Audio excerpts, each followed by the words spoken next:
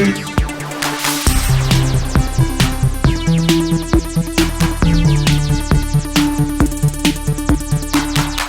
everyone, welcome to GameFace episode 146, and a hearty, happy Halloween to you.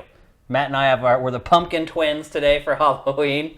Hope you guys have had, I guess most people celebrate Halloween like this past weekend, right? Depends. It was when the parties were, I guess. Also, It's pretty much an American thing, I think. Yeah. It's sad that I've got to the point where like Halloween comes and goes, I don't really care anymore. Yeah, well. I see photos of people in their costumes on Facebook. I'm like, oh, that's nice. Remember when I used to do that? I'm interested to see what the trick-or-treater situation is in the new neighborhood. Oh, that's right. Are you armed? Are you ready to go? I have like a bowl of regular stuff, but I'm thinking about taking Pactor's advice and going to get the full-size bars. Nice. Tomorrow. So. You know what will happen though if you do that? Nobody shows up. No, everyone will show up. Like the word will spread out on the street that this house has the full candy bars. The next thing you know, you're gonna get the people who like come up and get it with their mask. Then they'll take their mask off and smear their friends like paint on their face and come up and try to get another. At least that's what I used to do. When you'd find the one house that gave the full candy bars, you'd just make the cycle and keep coming back. They know that the candy bars are like 75 cents, right? They're actually more than that now. Are they? That was back when we were trick-or-treating. They were 75 cents. How much are they now? Like $1, $50. You can get them at a store if you buy them for a deal for like $1. It's a lot of money for a Butterfinger. It absolutely is. But hope if you guys did go out this weekend, hope you had a fun and safe Halloween. If you're going out this next weekend, make sure you take care and take precautions, because Halloween tends to be the weekends where the crazies come out. Like kids running so in much the street. Anymore. Not anymore. Have you been out there? It's just No. Children with their hands held at 4 in the afternoon. I mean, the sun isn't even set yet. Trick or treating doesn't exist the way like. Oh really? Like if you have this image in your head of trick or treating being like in like the TV shows, or like in like E.T., where it's just the whole town, all the kids are out just running around and the parents are off at parties and stuff. No, now it's like 4 p.m. the day before, or like you don't like they hire an armed guard. A lot of my friends with kids don't even go around the neighborhood. They just go to like a mall that does like a thing where you go to each store and get it's all like organized, structured stuff now. Like there's no wild anything anymore. How are kids gonna egg a car or TP a tree? They don't know what that is. They don't know what that means. Oh, the best part about Halloween. So I mean, I know people in their late 20s that I've watched movies about with stuff like that, or like explorers, or like they think Stranger Things is like a high fantasy show, not because there's monsters from another dimension, but because kids are riding their bikes around after dark without any supervision. It's just like it was a different time. That's the escapism to them. That's funny. They dream about being able to just ride their bikes after dark. It's pretty insane. So anyway, hope you're having a great Halloween. Most of the people are going to be watching the archive of this, which is actually going up on Halloween. It's actually Hallows Eve right now. Or it's Hallows Eve? No. Eve, yes. All Hallows Eve is Halloween. Is Halloween, right, which is interesting. So then you've got All Hallows, and then you have All Souls. Yeah, right. Day of the Dead. Yeah. It's a whole strip. It's a whole stretch of pagan stuff co-opted by modern Christianity. It's very impressive. At least we got one day. One of them. We're slowly exporting. I've heard that like Australia a long time, just recently didn't even know what the hell's Halloween. They don't have Halloween. But like candy is so easy to get people involved in that like Halloween's starting to spread. I can understand that. So anyway, I hope you guys had a great Halloween if you celebrated already. If not, I hope you have a great time. So a lot of you guys probably have kids that you're going to take out trick-or-treating maybe for the first time. So be safe. Have a good time. Actually, today is Devil's Night. What does that mean? That's the night before Halloween, mostly in the Detroit area. If you ever watched The Crow. Why does that not surprise me? I have. If you ever watched The Crow, that takes place the night before Halloween, Devil's Night, where they light fires all over the city and stuff like that. Interesting. Let's see. So the Sifted T-shirt photo contest, we're probably going to launch that next week. Although some of you guys have already started submitting photos for the contest. And probably what we're going to do, we're probably going to pick the winner around Thanksgiving, probably whatever episode is Thanksgiving week. That way we can give the winner something right on Thanksgiving. Again, the winner's going to get a free game of their choice, whatever they want, whatever territory. You're not going anywhere for Thanksgiving? No, I never do. Yeah, me neither. My wife goes back to Pennsylvania for Thanksgiving. I stay here because there are 8,000 games that need to be played and covered. So I never stay here because it's just not worth it. Yeah. Oh, Thanksgiving here is insane. Thanksgiving was never a thing in my family, really. And when we moved down here, I think first year we both drove back up. Yeah. And that sucked. Yeah, it does. The traffic is a nightmare. Getting back, I mean, I think we both came back the same day. It was like 12 hours. It was like 12 hours. Which should be a 5-hour drive. Should be a 5-hour drive. But I mean, it was just, you're going 20, traffic here is 20 bad miles an hour always. for 300 miles. Like, just unbelievable. And then the second year here, I flew back, and it was worse. It took longer to get all the delays and all the crazy. Right. It was worse. So after that, I just said to my mom, like, I'm just gonna come home for Christmas from now on, and I was like, yeah, everyone's fine, it's cool. And also, it's great here on Thanksgiving because everyone leaves. It's and like you can the do whatever best you want. weekend in LA ever. You can actually drive someplace in the amount of time you should be able to drive there. Yep. But it's just a 3-day window, and then it's gone. Same with Christmas. I was here for Christmas a couple of years ago because of my cat being sick, and driving around LA on Christmas Day is amazing. I can't imagine.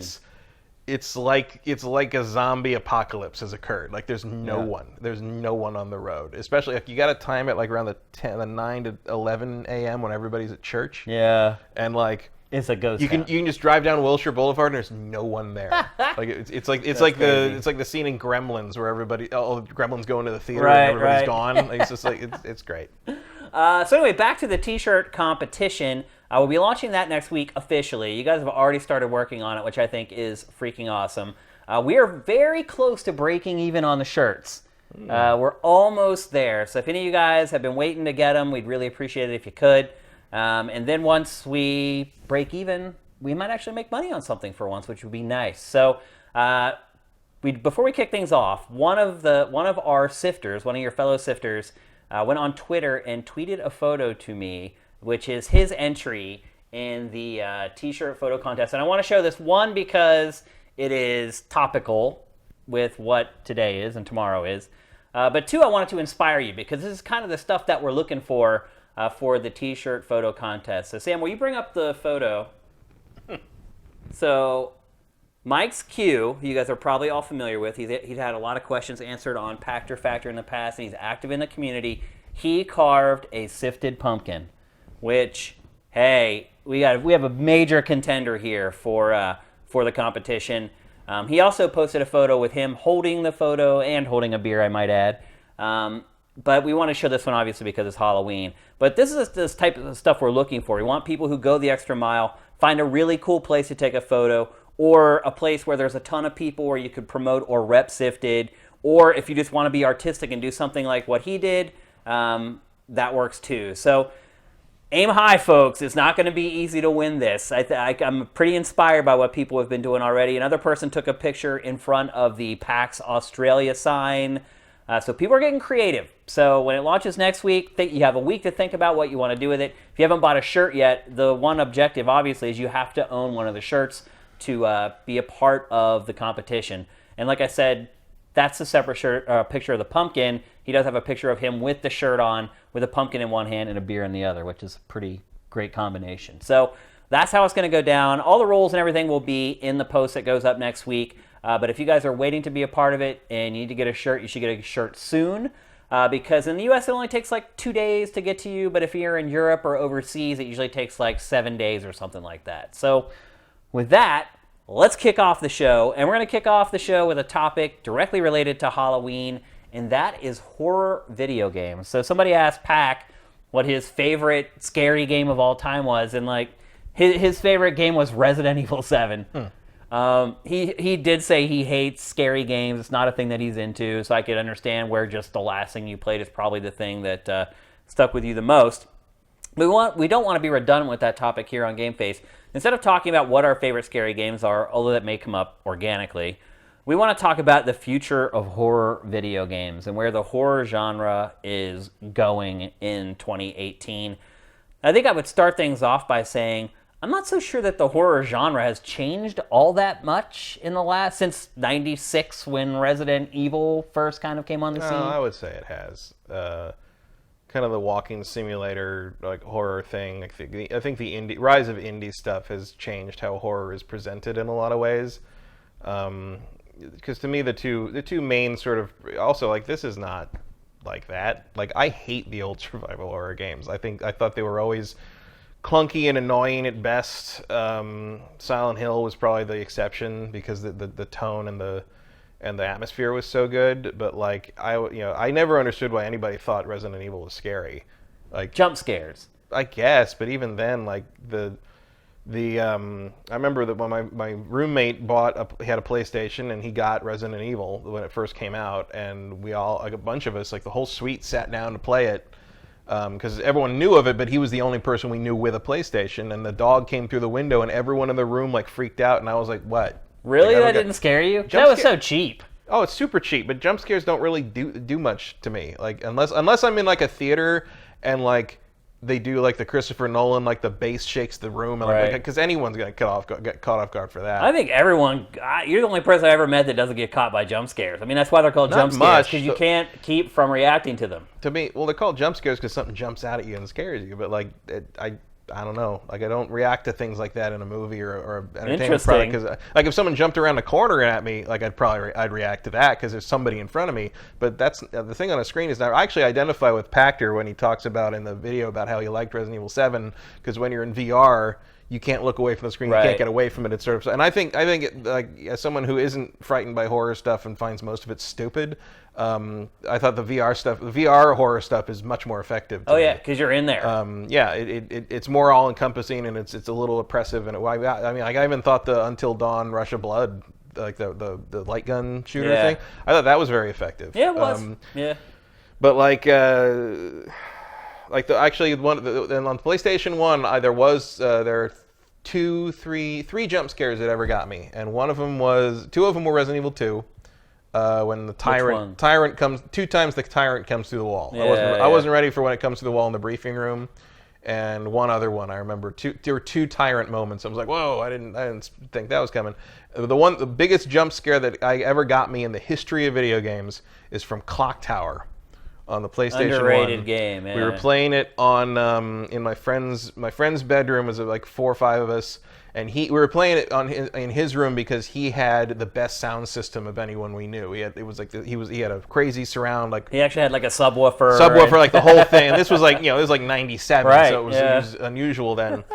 And it was the same. If you go like one direction early on when you're being chased by Scissor Man, you can run into a security guard, and the girl you're playing as is like, oh, you have to help me, like there's someone chasing me, and the security guard goes, someone chasing you? Who is it? Some kind of weirdo? And like, before you can even finish saying weirdo, Scissor Man's like stabs him through the chest from like off camera, and there's this thunk. There's a thunk sound effect for it, and the subwoofer he had, like the house shook. It was turned up so, and everyone in the whole room, including me, was like, ah, like it just. That's that moment where like it was right through your chest. You jump up and try to scramble to turn down the subwoofer. Like, it felt like a physical hit, and like everybody reacted. So that was the best jump scare in the history of video games to me. I always get caught that was mainly by because of a sound system, but it was effective. You look up. I think if I looked it up recently, I think if you do a search on YouTube for like Clock Tower, some kind of weirdo, you'll find that clip. Okay. And you can see it. It is very. You can even on the YouTube through headphones, you can feel the thunk. Oh, really? Sound effect. Like, whoever put that thunk in the game knew exactly what they were doing. Yeah. Jump scares get me every time. I don't feel good about it. And like, to me, there is a cheap device that is used across horror media in general, not just games, but film and television as well. But I can't keep from getting got by them. But every time it happens, I get more and more angry. And I do feel like games tend to lean on that a lot. Yeah, well, it's an easy. I mean, like you said, it's cheap.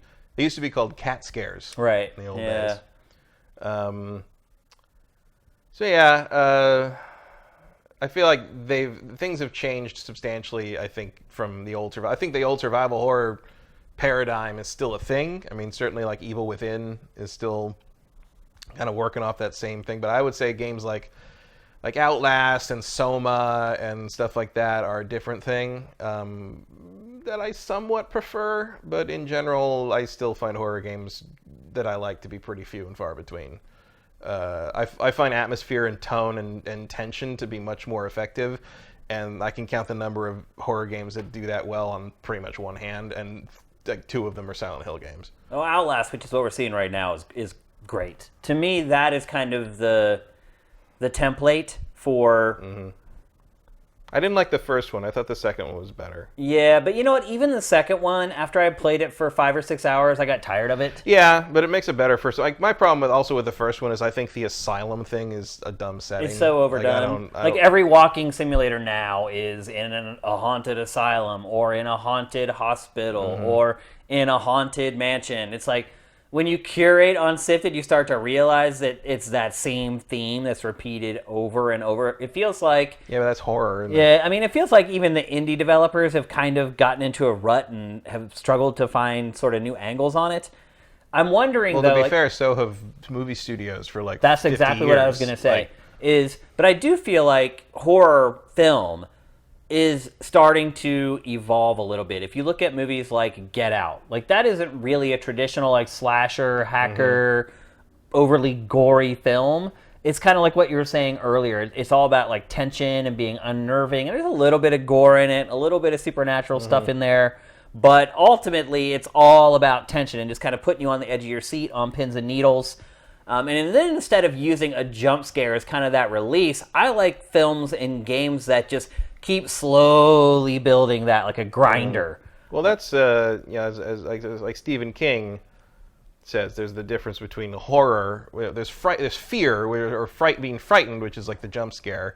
Yeah. There's horror, which is like revulsion, gore, or like blood everywhere, somebody's guts are hanging out, like slasher movie kind of thing. And then there's terror, which is, he describes it as you come home at night and you know that every single thing you own has been replaced by an exact duplicate. Yeah. Like it's that like creeping that moment dread. Of realization. Yeah. And like that is the most effective thing to me. And very few games manage to pull that off. I think Silent Hill 2 does. If we were to do the favorite horror game thing, that would probably be my pick. It's one of my favorite horror game stories. Was our friends Jason Chung and Matt Korb, one of our editors at Tech TV and G4. They used to be roommates, and Jason would. They're big horror fans. Yeah, they love horror. Like they would play. Jason would play video games. Korb wasn't a big gamer, but he would watch Jason play. Yeah. And normally Korb would sit there and riff on it or make fun of it or just do commentary. Right. And they're playing the first Let's Play. Yeah. He was the first YouTuber. Chung was playing. That's pretty much what they pitched when we were developing XPlay, and they were told it would never work. Yep. Funny how that is.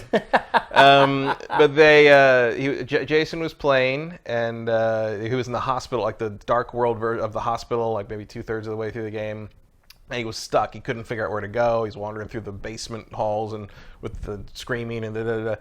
And finally he gets, and Korb was uncharacteristically quiet through all of that. And finally, because he's never quiet. And finally Jason's like, I don't know, I just don't know what it wants me to do. And Korb says, you need to get the fuck out of there is what you need to do. And was that the answer? No, but Korb was just couldn't take it anymore. Right. And I always thought that was have worn him down. Yeah, I thought it was a great story because it's man, if it can affect him, like that is an effective game.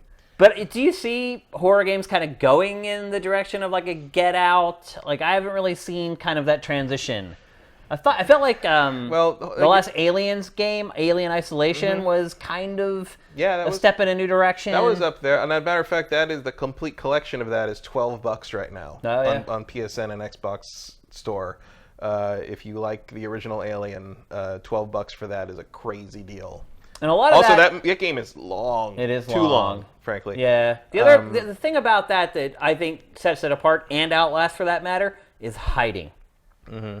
There's lots of hiding in Alien Isolation. There's tons of hiding in Outlast. And I think that those are some of the best moments in interactive horror are when you're hiding somewhere and you feel the presence of the killer or the antagonist right there and he doesn't know that you're there. Mm-hmm. And I think that can build so much tension in a game. I mean, it's kind of the same thing you get in any stealth game, I guess, Yeah, well, it's like little things. Alien Isolation does a thing where, if you're hiding in like a locker or something, you can use the left stick to push yourself up against it to look out more, or pull back and pull back and hide further in the shadows in the back.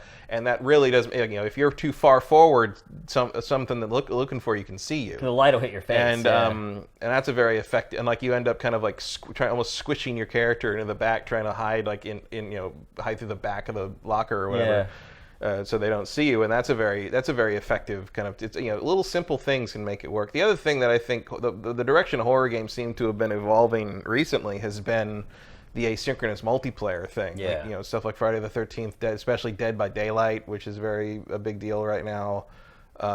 Like that kind of thing is sort of like the new hotness. That's actually a good point. That Friday the 13th. Is a good example, I think, of where it's headed. And obviously that asymmetrical thing was kind of debuted and evolved, although I'm sure there's probably dozens of games before that did it first. But that was kind of the first game where everyone was like, hey, what's this new thing that everyone's trying? And one thing I would say, too, is that the whole slasher thing, like what you're getting with Friday the 13th, or like, there's a new Halloween movie out right now, and I love horror films, and I have no interest in going to see it because I've completely burned out on the whole slasher thing. Yeah, I've heard it's pretty good though. Did real well. Like people got a hunger right now. I mean, horror movies are kind of in a revival right now. You can release them in months where films typically don't do well, and a horror movie will do well. Somewhat, but like Halloween did crazy business. Yeah. I mean, so did Venom and A Star Is Born for October. It was some huge number. I mean, basically, it seems like people just need some escapism right now. Who knew? Yeah. Also, it's a weird thing to note, just because of some of the research I had to do on a thing I'm writing. Like, a lot of classic horror movies came out after Halloween. You mean after the first one? No, after the literal day Halloween. Like you expect like a horror movie to come out in time October. For people to see it for that. Yeah. But like the original Nightmare on Elm Street came out November 9th. Yeah. Like it's the timing of that was weird. But I think the main like kind of new frontiers for horror games is the asynchronous multiplayer stuff and VR. Like those are the two places you can really push the envelope with horror in a way that you maybe haven't experienced it before. And I'm sure people like playing Dead by Daylight aren't having like sudden like conniption fits over how scary it is or anything. But it's like the subject matter is the subject matter. I do think Friday the 13th is a more compelling game, but obviously it was not the one that succeeded. Well, then you also have games like Hunt Showdown. Yeah, that was also in my head. But it's not kind of in the slasher vein. It's in the more unnerving. Yeah, it's a little more Lovecraftian, I would say. Yeah, that's a good way to put it. But a different approach on the same kind of game design. Mm-hmm. And I liked Hunt Showdown far more than Friday the 13th, but I think a big part of that is that Hunt Showdown is way more polished than Friday the 13th. Yeah. When I actually gave Friday the 13th a spin, the whole thing just felt broken in a lot of ways. Things didn't work the way they were supposed to. There was all kinds of bugs, and a lot of the bugs take you out of the experience. Yeah. It's like, oh my God, Jason's coming for me, and then his mask like flies off and flies up to the moon, and you're like, oh, that's not really scary anymore. And I think that honestly with horror games, not having bugs is probably a bigger deal than in any other genre. Yeah, probably. I mean, you don't want something to break kind of the immersion or the facade. I'd say you're also seeing like horror be used as a motif effectively in games that would maybe not be considered a horror game by what we would class as a horror genre, like Darkest Dungeon. Yeah, is Darkest Dungeon isn't what we would call a horror game in terms of the gameplay we think of, but it's definitely a horror game. Oh yeah, I mean, it's for sure. It's a psychological horror game for your characters, and it's a, oh my God, what am I going to lose all this stuff horror game for you. The tension is definitely there, and the dread is there in the similar way to The Hunt. I think there's a lot of Lovecraft in that game as well. One of the scariest games I played in recent years is Subnautica, just because I'm afraid of underwater shit. But you bring up a good point, though, in that horror is starting to creep into a lot more games where a game will have elements of it where it's not really a horror game. Like there are moments in God of War where I was unnerved and a little bit scared, but it's not a horror game by any stretch of the imagination. And I think what we're starting to see is all these genres and all these themes are all kind of getting blended into these super games, for lack of a better term, these games that last for 50, 60, 70, 80 hours. A lot of the, like even the last, like Assassin's Creed Odyssey, like there were some moments in that game where they kind of dip their toe a little bit into that type of thing. And I think what we're seeing is, not just with horror, but with everything, games are just turning into like potpourri now, where they just grab little elements of all these different things and then kind of bring them all in. You have these moments that feel familiar to you. Chances are, if you don't play a ton of games, you're going to have moments that feel completely alien to you. And I think anytime something feels alien, you're going to be a little unnerved, and it's going to have that horror edge to it a little bit. Yeah, I think it's mainly because the tools and the way you can build games now, everything's so powerful and flexible. Like if you want to throw in like a mission in a game that's otherwise not horror, that like deals with horror tone or horror subjects, you can. With if you move some sliders and you change it. It's not like the old days where you basically had to build the game around that. Right. It had to be one thing, and you had to build it to be that one thing, and it had to do that one thing. Now you can kind of like tweak some settings and sort of like, here you are, like. So I think the freedom that the more powerful dev tools these days give developers to sort of change things like that up in the middle of a game that otherwise isn't doing that 100% of the time also means that you get to see a little more variety in that regard. And I do agree. Really, the next paradigm for horror games is VR. I don't think there's any other medium that can convey that feeling, that sense better than virtual reality. I just wish there were more people doing it. It's like... It is very... I mean, how many effective. good VR horror games are there really? Like 3? 3 or 4, I would say, depending on how sensitive somebody... I mean, I know people that love horror and all they do is horror and their favorite thing is horror, and they would not do that kitchen demo. Yeah. Like they wouldn't do it. it. It's petrifying. Absolutely petrifying. Like I said, I use that to demo my PlayStation VR when people come over, and a lot of people, like halfway through it, will just take it off and be like, no, I'm cool. Like, I don't want to do this anymore. And to me, that's about as effective as it can get. If you can get someone to a place where they don't want to experience it, that's real horror. Yeah. Although it's not very good for sales. No. But to me, VR is kind of the next frontier for horror games, other than like what I said, where they're kind of bleeding into all these other games and drips. And I think it's definitely the way to kind of take the presentation to the next level. Certainly in a way that has not been done before. Because that's the other thing about VR is if you do it right, even something that's been done before is different. Feels new. Because it's not the way you're used to experiencing it. I mean, Astrobot shows that too in a very different way. Oh yeah, but like I think that maybe horror games kind of will be sort of leading the way on that, in the sense that like encouraging developers to not feel like they don't have to reinvent the wheel to make a VR game. They just need to make a good game that through VR is presented to you in a way that you've never felt like you've experienced it before. Yeah, I mean, you even look at games like Bloodborne and Dark Souls. Would you call them horror games? Yeah, like there's definitely horror elements to them, especially Bloodborne. Bloodborne is an H.P. Lovecraft game. Yeah. Like there's no question whatsoever. At a certain point, you realize that everything you've been doing in the entire area you're in is just a giant nightmare. Right. Kind of like horrible, like there's creatures the size of buildings hanging on the buildings. You could have been there the whole time, but you couldn't see them until now. Yeah. So yeah, I would absolutely categorize Bloodborne as a horror game.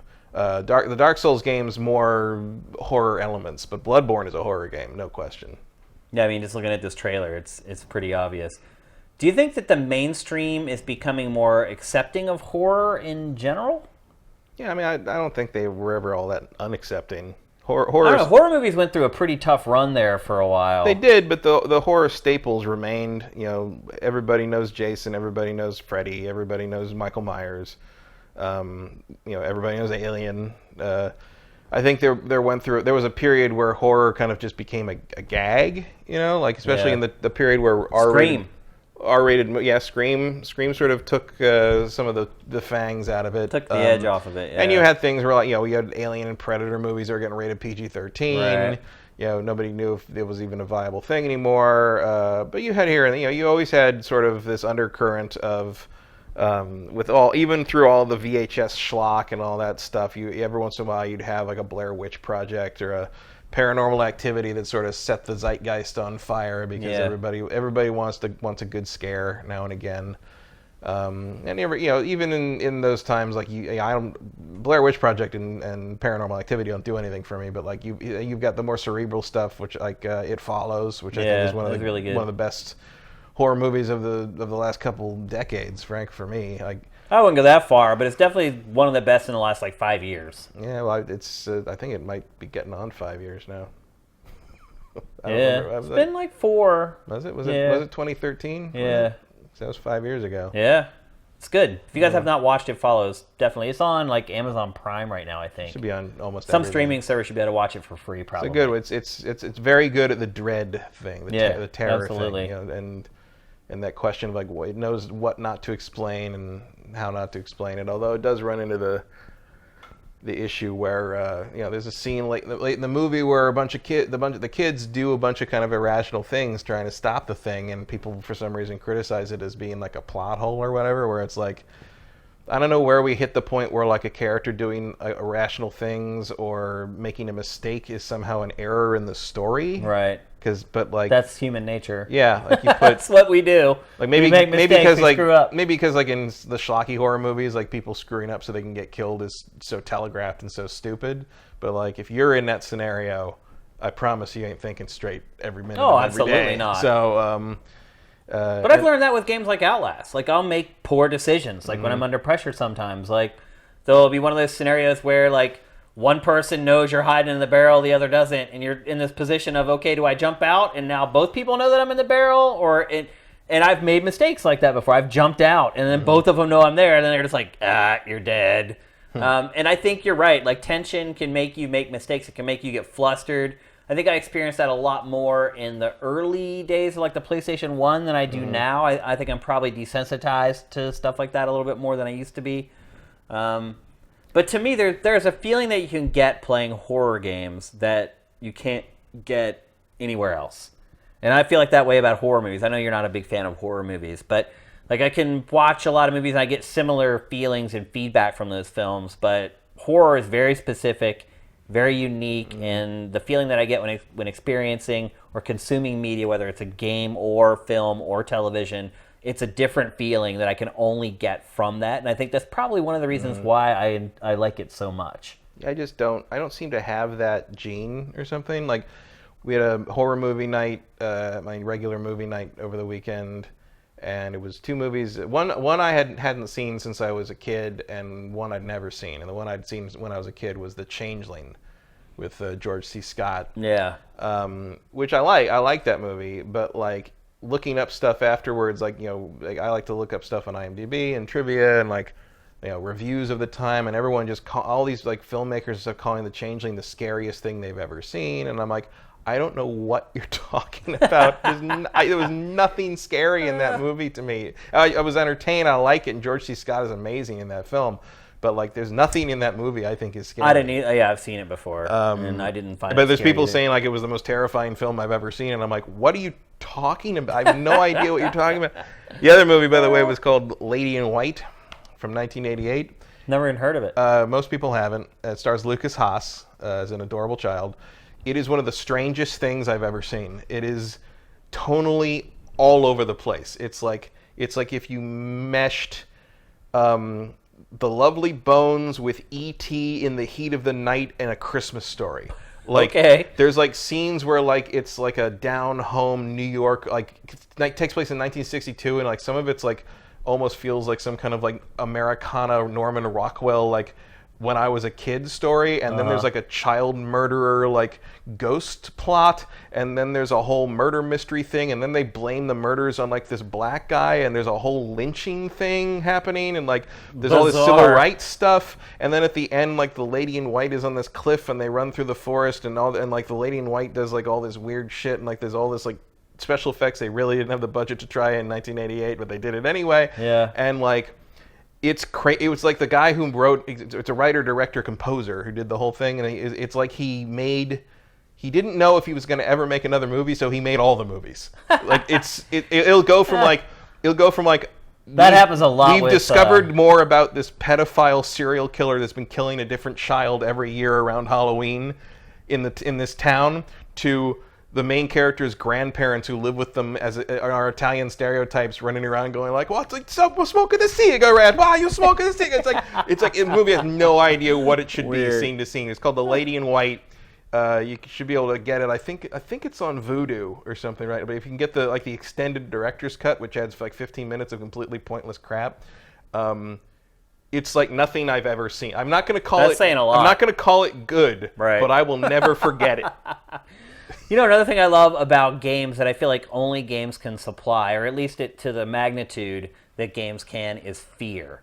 So you watch a film and there's an intimidating character or maybe a creature or a monster or whatever. You have fear of it, but you fear more for the people in the film. You fear for them. You're scared for them. Yeah, well, it's an identification thing. It's like you see a thing in a film and you think, you're projecting yourself into the people in the movie, but you're thinking like, oh, what would I do if that happened to me? And in the game, ideally, if the game is functioning properly, it is happening. It is you. Yeah, and so that's why there's like, for instance, I think that's why VR is such an enhancement. Yeah. Yep, and that's why, like, in games, just knowing something can create fear. So an example of that would be the original Resident Evil remake for the GameCube, the Crimson Heads. Knowing how hard they were to kill, like, you see them the first time, they just scare the crap out of you, period. But a lot of times in games, once you experience an enemy for the first time, the next time you experience them, you're like, whatever, I've killed one of these before. But because the Crimson Heads were very difficult, very fast, and everything else was slow in the game, they just imparted this sense of doom and fear into the whole experience. And I think, again, that's something, because you physically in games have to take them out, and you're not sitting passively watching someone else try to take them out, just knowing that they're in the world can create a lot of fear. Going back to Nemesis in Resident Evil 2, knowing that he's following you all the way through the game, and he could bust through a wall at any time, and he's always kind of chasing you and right on your heels, that to me creates something in video games that you can't get anywhere else. I think that's a delicate balance. Like, the Crimson Heads are not scary to me, they're just annoying. I hated them because they just sort of broke the paradigm of the game. And like, when I would see one show up, I'm like, oh, fuck this. I got to deal with this stupid thing. I hated it. Like, I like the Tyrant in Resident Evil 2 because the point of it is that you have to get away from it and run. Whereas the Crimson Heads, they basically wanted you to fumble with the awkward controls and the terrible camera angles to fight this thing that basically broke how the game was presented. And I don't find that scary. I find that infuriating. Two different perspectives on the same thing, right there. It's just like I love them. I thought they completely changed the game. It took a lazy, boring game that had become boring because I had played it so many times into something completely fresh, new, and scary. I hate the Resident Evil remake. I thought it was complete garbage. You're definitely on an island on that one, I think. I seem to be, but there is nothing interesting or nostalgic about pre-rendered backgrounds. That was a technical limitation that they had to work around at the time, and the idea that it's some kind of gameplay thing to be admired or brought back is ridiculous. Well, I don't think anybody argues that. Of course they do. I think most people hate tank controls. Not at all. I have been in many arguments on the internet over the Resident Evil remake, and everybody loves that part of it. That's why they're upset that Resident Evil 2 isn't that. Well, I think diving a little deeper one of the reasons I'm excited though, about Resident Evil 2's remake is that they aren't doing that. Well, one thing I would say is that the tank controls, because they're unreliable and very clunky and very awkward, they also create horror. Because you don't know if you're going to be able to get away. You're like, oh, these controls are all janky. Like, if they come after me, will I be able to get away before, like, the creature gets me? And that is the cheapest of the cheap. Yeah, see, again, that's just infuriating to me. I totally get it. I think most people hate the tank controls and the fixed camera perspectives. I do find it interesting. Survival horror games. I do find it interesting how Resident Evil basically turned into an action franchise. Yeah. Until 7 kind of brought it all around, but it's interesting to me that, like... Well, in 6, they tried to have parts that were horror. Yeah, but like horror seemed to kind of fall out of vogue in games for a while. Like, no one was really making them. Silent Hill sort of evaporated under its own weight. Yeah. Periodically you get something like, I didn't like... There was literally a monster closet. Yep. Did you see that? I didn't like Silent Hill Shattered Memories or whatever the Wii game was, but like at least they were trying. Yeah. Whereas like Resident Evil was just like punch a boulder. There was no pretense anymore. That all started with Resident Evil 4, which is an amazing game, but it completely changed the tone of the series. Yeah, I certainly wouldn't call Resident Evil 4 scary, but I think again it gets the tone right. There which were is more important. a couple moments that I thought were scary. Like the first time you fight the really tall dude with the beard in the barn. Yeah, he was intimidating. He was intimidating. Or yeah. the first time you like see, well, I don't remember what the actual proper name is, but they're like the tall, kind of like skinny corpse things that can shoot the spikes out. Yeah, the first time you run into one of those, like, oh, I didn't know you could do that. Yeah. Like, I mean, more that's more like less horror and more just like, oh God, look what happened to Leon now. It's fear and tension. That's what I was horrible getting at. death scenes for Leon. But that's what I was getting at. Like in games, it's more impactful and powerful when there's an intimidating character in the piece of art. Yeah, well, because you have to not physically, but you have to deal with that thing yourself. You're not watching somebody else do it. You're not rooting for them or passively experiencing it. It's up to you to defeat it. It's up to you to avoid it. And I think that is just something that games provide that nothing else does, in all honesty. I think Alien Isolation is one of the best examples of that aspect, in the sense that, you know, you're being stalked by this alien, and you can't kill it. You can only kind of dissuade it, and every time you use a method to dissuade it, it learns from it, and it won't be as effective do it again. Yeah. And they do a neat thing with the AI, where there's 2 AIs in the game. One is like kind of an overall director of the game that knows where you are and where the alien is and what's going on at all times. And then there's a specific AI for the alien that never communicates with that director AI, and the alien behaves in certain. So the alien never knows where you are. So the alien itself is playing fair, but the game always knows where everything is, so it can kind of direct everything to still sort of ratchet the tension up as it needs to keep you interested. It's a really good balance. If you're going to buy one horror game for this Halloween, I would say that Alien Isolation on sale is a pretty good bet if you haven't played it before. Where would you like to see the horror genre going forward? What would you like to see it do? I would like to see a Silent Hill game come out that doesn't suck. Not a bad start. Which chances of that are very slim. Doesn't seem like it's going to happen. Yeah. I don't know. Like I don't care enough about horror games to really feel like I should be dictating where they should go next. I'll play something that gets enough good word of mouth or as an interest. Like I played Layers of Fear just because I thought the idea of like paintings that move and do weird stuff was interesting. Like yeah. I sort of pick and choose my battles on that. Or like something, you know, I think there's more interesting stuff being done in the indie space in horror right now, horror games. Even something, I would say, something like Inside is horror-driven to some degree. You know, by the end of the game, there's definitely horror happening. Absolutely, yeah. Like that kind of stuff's more interesting to me. Even The Missing that just came out. Yeah. Like that's definitely got horror elements to it, and like make a game that's fun for me to play but has horror elements into it is more interesting. I wanted to get Call of Cthulhu. Came out yesterday, or today. It's today. It came out today. Yeah, not getting great reviews. But I didn't get around to it, and because there's other things to play and other things to do. It was sounds like it's pretty bad. Like one of the worst releases of the year. Bad. Well, I didn't see it getting that bad reviews. It's getting murdered pretty good. So it's basically a Lovecraft walking simulator. A lot of journalists are saying they showed the first 3 hours of the game over and over, and now that they played the final version, only the first 3 hours are good. And they're starting to be like, hey, you like manipulated us into believing that the whole game was like this, and you just kept showing us these same sections over and over, and after that, the game just turns to like crap. Well, so. that's another good one for the old sale pile then. Yeah, I think you know what's really surprised me the most. I think is that horror games haven't really been the trailblazers as far as like gore and stuff like that is concerned in this generation. Like more general action games like God of War and stuff like that tend to have more realistic gore than a lot of the horror games.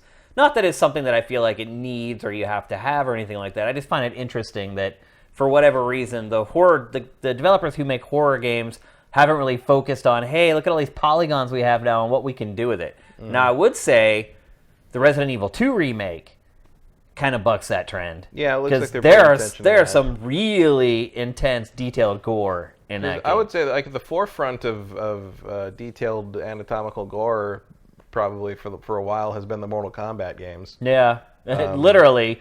They're still anatomical. They show like the X-ray and like. I still find them comical and mostly funny, but like. And they're borderline offensive. You can some tell. Of the stuff in those. Yeah, I don't really buy that. That's what they are. That's what they've always been. But like, you can tell someone at NetherRealm's team has a giant anatomy book. Oh yeah, that, like, absolutely. It ain't the old games where like 14 pelvises flew out of the guy. Right, and exploded. right. Like there's some detail happening here. Yeah, absolutely. No, that's a good point. Like the last MK was really gory, like crazy gory. Like there's that one fatality where like they chop the guy's head off, and then the dude puts his cigar out on the bloody stub. It's like I don't even want to know the people who come up with that stuff. But I think for me, we know some of them. They're all very nice guys. They are actually, yeah. And I think that's kind of how it works a lot of times. Like the people you least expect who could come up with those ideas are the most like mild-mannered. No, that's good because they're getting it out and they're venting it into that game, and that's true. Makes them a happier man. Yeah, I think for me, the future of horror video games, I think first person is something I would hope for. More games to be first person. I think that is something about Outlast that makes it very effective. I think if you're going to limit your ability to see, I definitely prefer first person versus like a third person game where the camera's terrible. Yeah, which was sort of the paradigm for. Why am I saying paradigm all the time? I don't know. It's a good word. It is a good word. It's very versatile. You can use it in a lot of different ways. I've had it in my head for a specific description of Red Dead Redemption I've been saving until today. So now it's on my mind. I keep using it. By the time we get to Red Dead Redemption, it's going to be like the 40th time I've said it. It's going to lose all its impact. Oh, it's just all about paradigms today. What the paradigm this and the paradigm that. But I think when you play horror games that are in third person, it starts to get shades of a film where you're kind of rooting for that character instead of feeling like you are that character. Alien Isolation, obviously, a great example of first-person horror. Yeah, although there's a strong character in there. Yeah. Eventually, Amanda Ripley is not nobody, and Silent Hill, I think, uses the third-person protagonist well because it's so much about the psychological horror of what the town is doing to the specific person, and the whole idea that like nobody sees the town the same way as anyone else, right? And you might actually be killing normal people. Depending on how you interpret some of it. Yeah. So I think that works, but like that's a careful balancing act. I think Resident Evil 7 definitely proves that first person is a little bit of a bunt, but it works, and you can't really argue with success. Yeah, I think most of the best horror games in the modern era are first person games. And I think you're also going to get some of this zombies aren't scary anymore. Zombies are not scary at all. Yeah, Just... they really aren't. They do not scare me one bit. In fact, now when I watch The Walking Dead, and it's like, if you watch that show now, you can tell the producers are like, okay, we have to include the obligatory gore scene every episode where, for some random reason, they have to fight zombies and chop their heads off. And like, I've got to the point where when that part of the show comes on, I just like disengage. It's so funny. Like, if you talk to 8-year-old me, I'd be like, oh my God, that was the best part of the show. But as you get older, and I think part of it is being desensitized a little bit. I do watch a lot of horror movies, and I've watched a ton of zombie movies throughout my life. It's also just the fact that there's no taboo against it anymore. Your mom's not calling you. You're not watching zombies again, all right? Right. Like, No, you're right. Part of it, when you're younger, is that like the idea that you're watching a thing you're not supposed to be watching. Yeah. No, you're right. Or like, for whatever reason, my dad was like, you can watch whatever horror movie you want. So my friends would always want to have sleepovers to come to my place because they knew at my house, my dad would let us watch whatever we wanted to watch. And if we went to their houses, their parents were constantly coming in being like, what game are you playing now? What TV show are you watching now? My dad was just like, I know what you have access to. I'm okay with you having access to it.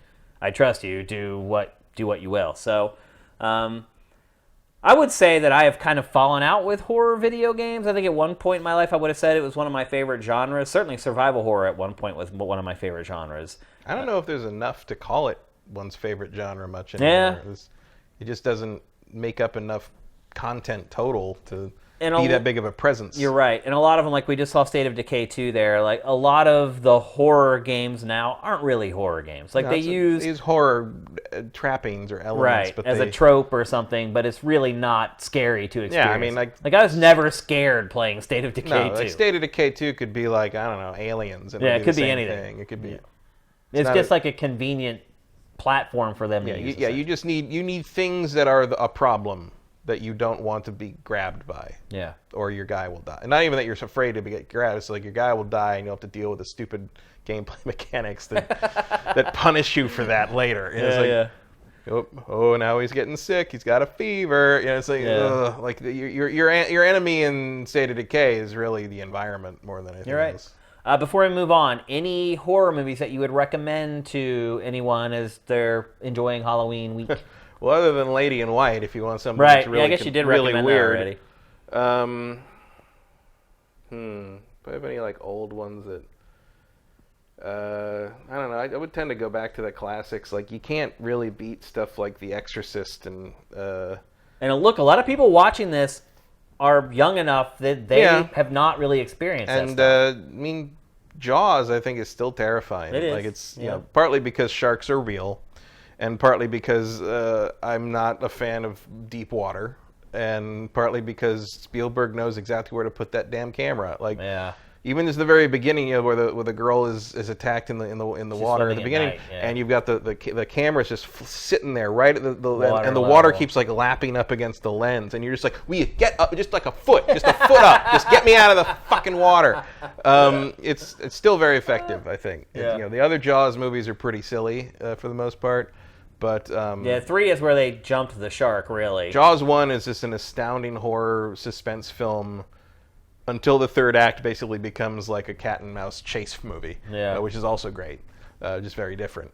That's a good scary one. I'm not a huge scary movie. Like, scary movies to me are often like, let's watch a thing and make fun of it kind of thing, because so much of it is hokey and like a schlocky VHS best of the worst from Red Letter Media kind of thing.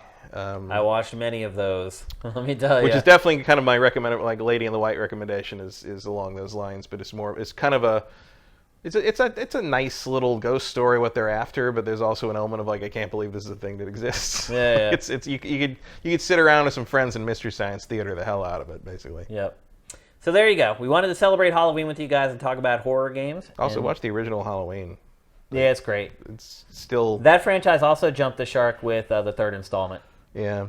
Or if you want the gore... The third installment didn't have Michael Myers in it at all. Yeah. It was all about this company that made Halloween masks. Oh, yeah. They had a Silver chip Shamrock. on the back that would make your head, like, melt. Silver Shamrock.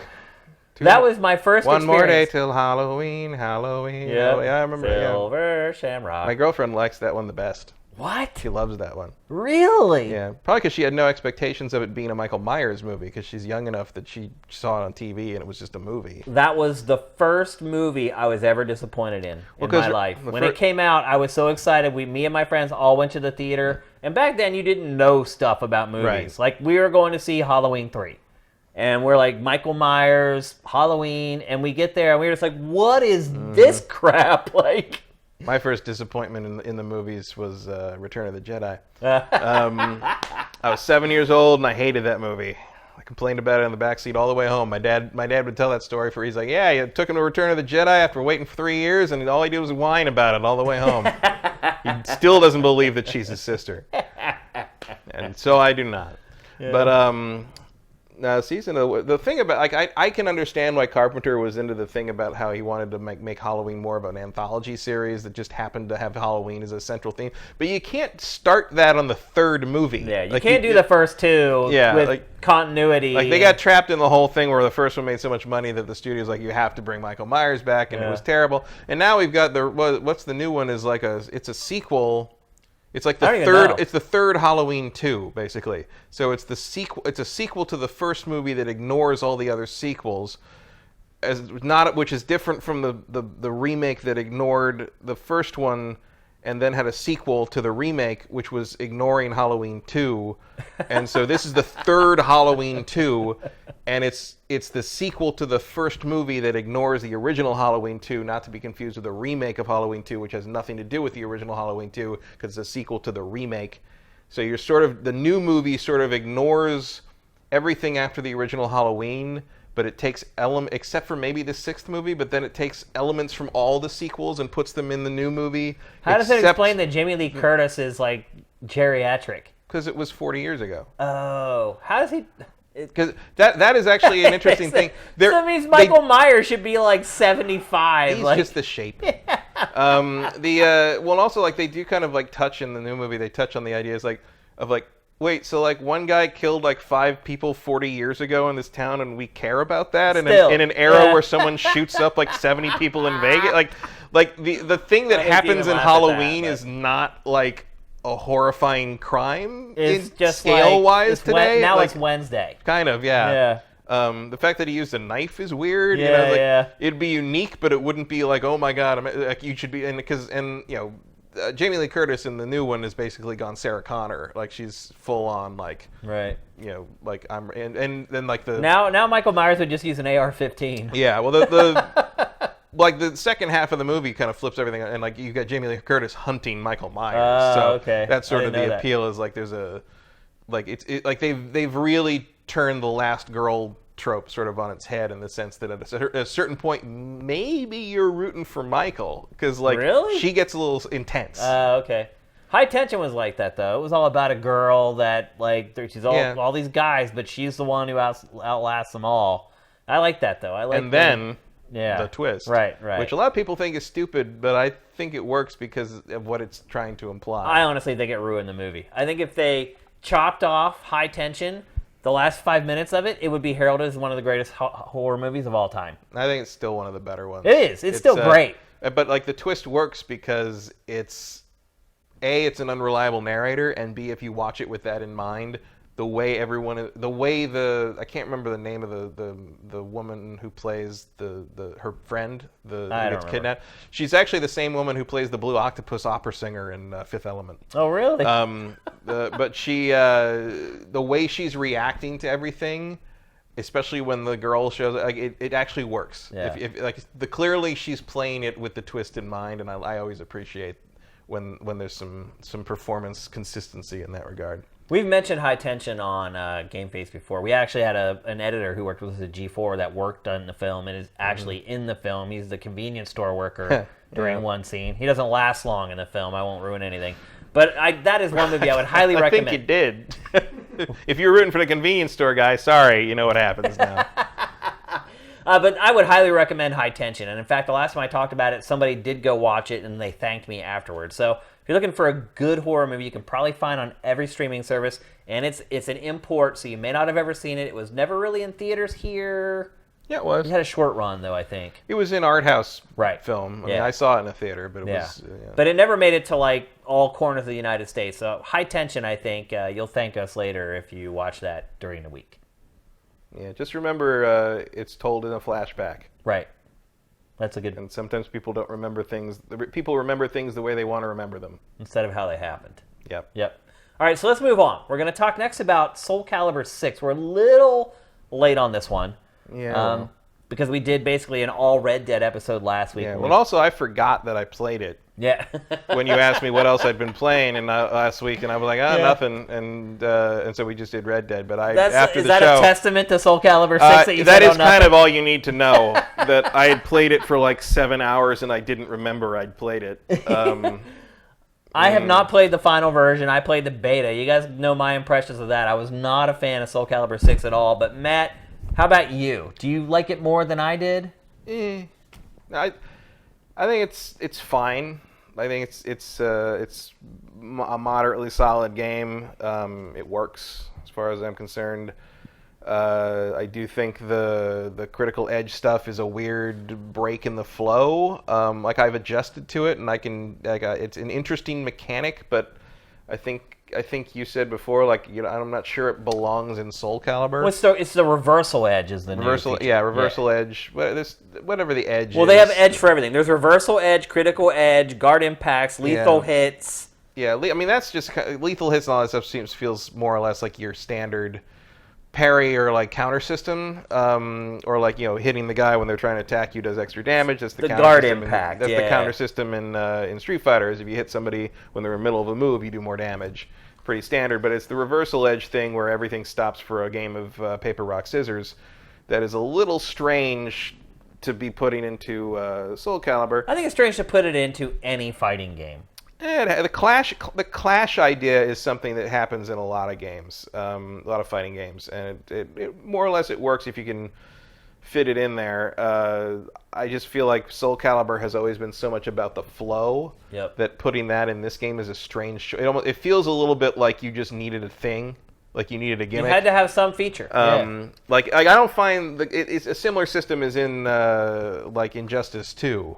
The Injustice games have that thing where you get the little quick cutscene and they come together and whoever bet the most or whatever, wins the little showdown. Like I don't find that to be an interruption the way the reversal edge is in this, because like they make in Injustice, they make it like a character moment. Like they trade barbs, they talk to each other. You get a lot of times they're custom to the specific characters that are talking to each other. Like if you're fighting Superman, like your character will actually say something relevant to Superman and not just a random taunt. Yeah. Which is cool. That's a good money, especially in a character-driven game like Injustice. It works. This just sort of stops the action for a second, so everybody can try to be the one that gets the little extra combo. But overall, my problem is it's all luck. It's luck. It is rock, paper, scissors. And when you're talking about fighting games, particularly if you're thinking about this being at EVO or any of the big fighting game tournaments, do you want something that relies so much on luck to be a part of that? Well, there's always an element of luck to these games. For sure. I mean, there's an element to luck to anything in life, but it doesn't like ruin anything. I don't think it's not going to unbalance the game. It's just a weird choice. It's not a choice I specifically agree with, but I don't think it ruins anything. The final game has a ton of single-player content, which is... Did you play the campaign at all? Yeah, I played the... How is it? Well, there's two of them, actually. There's a story mode, which sort of tells the overall story of the game. And is that just a typical ladder of opponents that you fight? No? That's arcade mode. So there's a story mode, you get a giant, like, screen-sized timeline. And at the top of the timeline is the main story, which mostly focuses on Killick. And you can go through each individual kind of... There's like 10 or 12 little like scenes there. You go through and do all the different fights, and you get the main story of the game through that, and he runs into a bunch of characters. And then down below it, there's a line for every character in the game. And they each have little individual mission stories you can go on through the timeline of the main story. And you unlock some of those by playing the main story and advancing the timeline in the main Killick mode, and then you also can unlock stuff from the other campaign.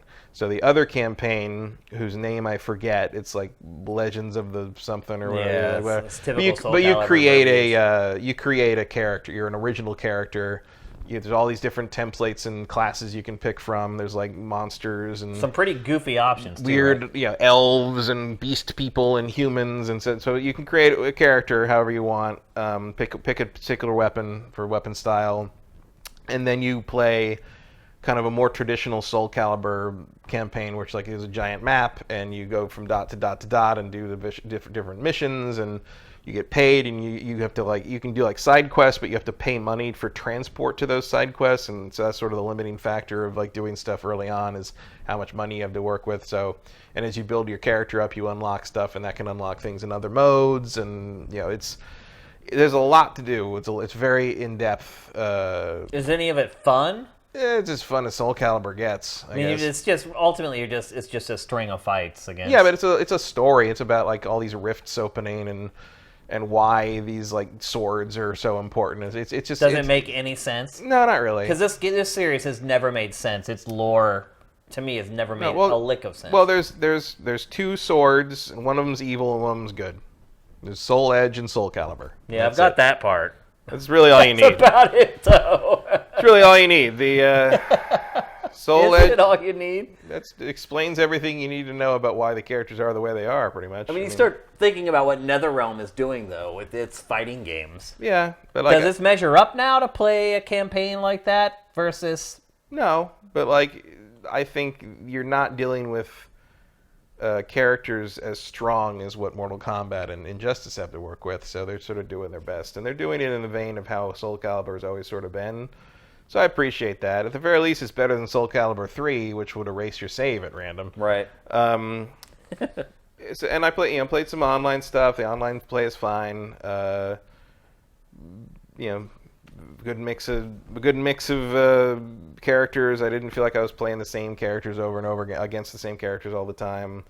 Geralt works well. I guess they're adding 2B from Nier Automata. I was really surprised to see that. Yeah. I guess Soulcalibur is just the crazy anything goes. Anything goes game. I mean, I guess that was true as soon as the Star Wars characters showed up, but and Master Chief, right? Yeah. Well, no, that was Dead or Alive. Yeah. Spawn was in. Spawn was the Xbox version of 2. Yeah.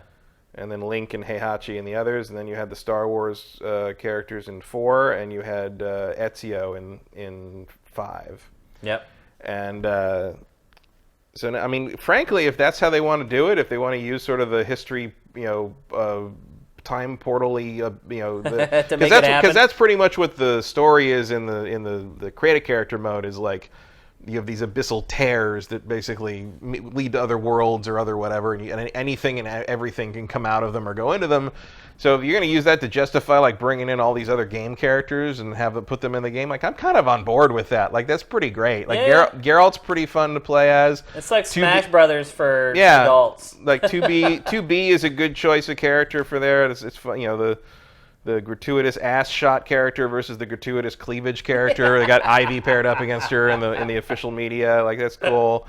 Like I can get on board if like their DLC is just gonna kind of be like all these weird all-star. All-star. I mean, I don't know if I'd call Geralt and 2B the all-stars of video games. Geralt is definitely Geralt, but 2B. Yeah. But I'd be down with some of that. Like although someone was saying, I mean, that's kind of like what Namco's been doing. They put Noctis in Tekken. Yeah. So screw it. Why not? Do you think that if for big Witcher fans that having Geralt in the game is makes it worth a purchase? Probably not for full price, but something to get around to eventually. Especially with Thronebreaker out right now. I mean, not that focuses on Geralt, but it's part of the Witcher world. Yeah. More so than this. But if you're a fan of The Witcher, I would definitely get around to this at some point when it's cheaper. Certainly don't go out and throw $60 at it just to play as Geralt for 5 minutes. Who should throw $60 at this game? I don't know. That's what I'm having a problem understanding as well. There are so many, at this point, we're at the end of Generation 8. There are so many good fighting games available for these platforms now. Yeah, I mean, it's still fairly singular in the sense that, either kind of the smooth playing weapons-based Soulcalibur style fighter is not a thing that's often or easily replicated. So, like, if you want to play something like Soulcalibur, this certainly fills the bill.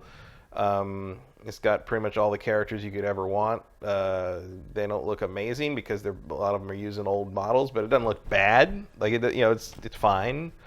I think it does. I personally think it does look bad. I don't think it looks bad. It just looks bleh. Look at the environments, though. Look at that. I mean, we've watched, I don't know, 8 minutes of this, and every single stage just looks like ass. Yeah, I think the environments actually look better than the characters for the most part. Like, they're just boring locations.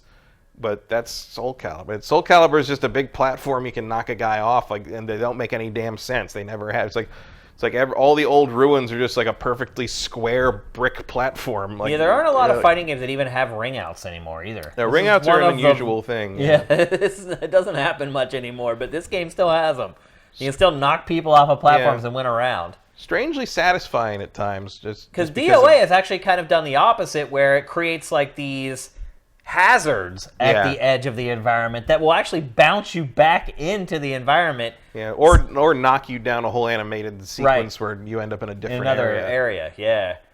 But I don't know. I struggle to find any reason for someone to buy this, and especially with Soulcalibur V out there, because this game really isn't all that different. Really, the only change that it has from Soulcalibur V is the reversal edge. Yeah, but I think the single-player content is substantial enough that I'd say it's worth a pickup when it gets cheap later.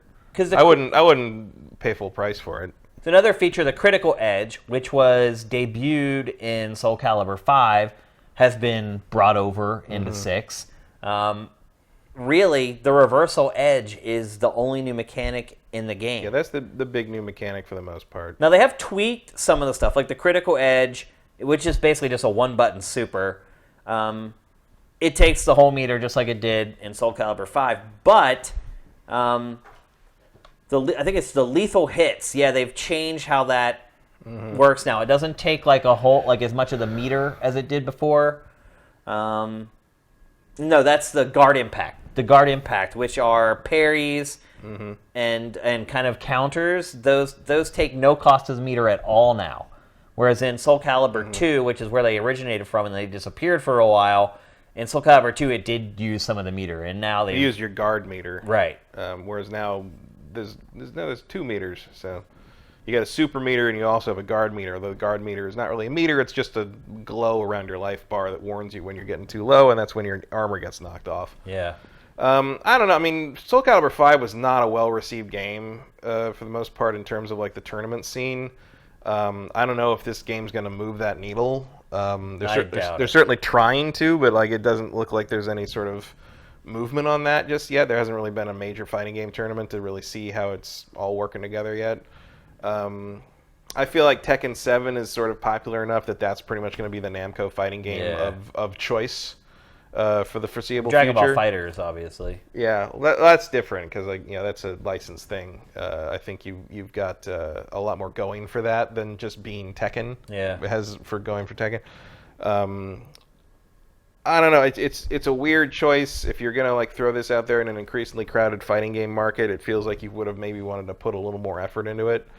Rather than just sort of making Soulcalibur V again with some tweaks. But I don't know. It's not. I have a feeling you're going to be able to buy this game in January or February for like $35. Yeah, I wouldn't surprise me. Because I could see retailers ordering a ton of them. Like maybe if because they're like, oh, it's Soulcalibur. Like maybe if you're going to do the buy two get one free thing at Target and you can't think of a third game for your like second or third group of three, right. This might be a pretty good choice. Yeah. I have not played the final version, so I only played the beta, and I did not enjoy it really at all. I enjoyed it fine, but it wasn't like something that I can say you should take time away from some of the other games that are out right now to play, let alone pay for. So, all right. And again, I forgot I played it. Yeah. We could have probably just started or just ended it right there, where you said I played it for 7 hours and forgot that I had played it. Yeah. Because that says a lot.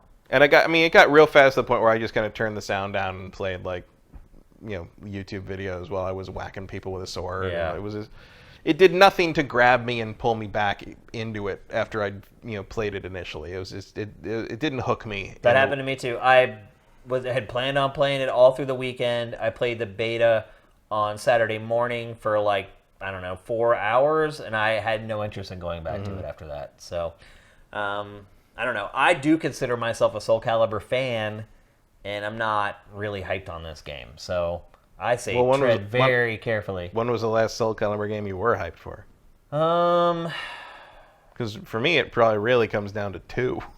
Like hype through the roof, yeah. But I mean, it had like Link, and that was a special thing. Plus, it was just coming off of like the first Soulcalibur that I played to death on Dreamcast, which was oddly the second Soulcalibur. Right, yeah, because Soul Edge technically is the first game from the arcades, and then they call it Soulcalibur 2, which is the third game. Right, yeah. Probably Soulcalibur 4 is the last one I was even kind of excited for. Yeah, Soulcalibur 4, I was only interested because you could play as Star Wars characters. Yeah. Like I wasn't really interested in the rest of the whole. But that's why, because Yeah. After Soulcalibur 2, where those guest characters got me excited, and this game initially I was excited when I found out Geralt was in it, and now that I played it, not so much. Yeah, I still enjoyed playing as Geralt, but it definitely got me to pay more attention to it than otherwise. Yeah, for sure. But yeah, if you really wanted to kind of catch my eye over again with this game, I think 2B is a good start. Yeah. Like I think if they It doesn't raise my eyebrow. Yeah. I was like, that's a good choice. If they go more gonzo and picking out some characters and throwing them in here, like from other companies and other games, like I could come back. I could. It could end up being the way games are supported now for like 2 years. It could actually end up being a game that over time does better than it did at launch. Yeah, or you could go nuts. Like, now they've got to deal with Square, right? Put Raziel in there. Why not? Give me a Raziel. Give me Lara Croft. Who knows? Like, go crazy with it. Like, Lara Croft didn't make a whole lot of sense. She could whack people with her pickaxe, I guess. Yeah. That pickaxe is pretty deadly. I'd do Raziel with a Soul Reaver. I'd be down with that. Yeah, well, I think a lot of people would. And people haven't seen him for a long time. It would generate a lot of buzz. So there you go. That's Soulcalibur VI. I probably should have played it more, although I tried to stay out of the conversation today. Kind of just let you do your thing, but I think most people know what they're looking at with this thing. Yeah, like, you know, and I feel like people have, if it's worth it or not. The single player content is robust, but like you have to have something better to do right now in the gaming space. And that may be part of the problem for this. If it had come out in a February or March timeframe, might have had a little more traction. Yeah. It's been kind of forgotten here over the last couple weeks. By us as well. We're talking about it like a week and a half after it came out. So just not high on the priority list. All right, let's move on. We're going to talk next about the PlayStation Classic. We've talked about the PlayStation Classic before, but that was when we just had the initial announcement for it, and they had told us what? Was there 5, 6 games at first? 5 games. At first. And was it yesterday or the day before? Yesterday. Yesterday. Early yesterday morning, like 5 in the morning Pacific time. Yeah. So yesterday they finally announced the entire lineup for the PlayStation Classic. I think the trick here is that the Japanese and U.S. versions are really different. Mm-hmm. There's more than a handful of games that is on one and not on the other. But let's talk a little general first. Let's talk about the U.S. version. So in our last conversation, we basically said must-have was Metal Gear Solid. Metal Gear Solid and Final Fantasy VII are your 2 requirements for a PlayStation Classic, I would say. And so now we're getting Metal Gear. Yeah. We had talked about how maybe the controllers might be an issue and things like that. Yeah, but I mean, it's just, you could play it with a non-analog controller. Certainly it was from the time where people were not expected to, by default, have that. Yeah. So. Not my preferred method, but at least it's on there. Yep. So I'll just run down all the games in the U.S. version right now. Battle Arena Toshinden. That's a curious inclusion.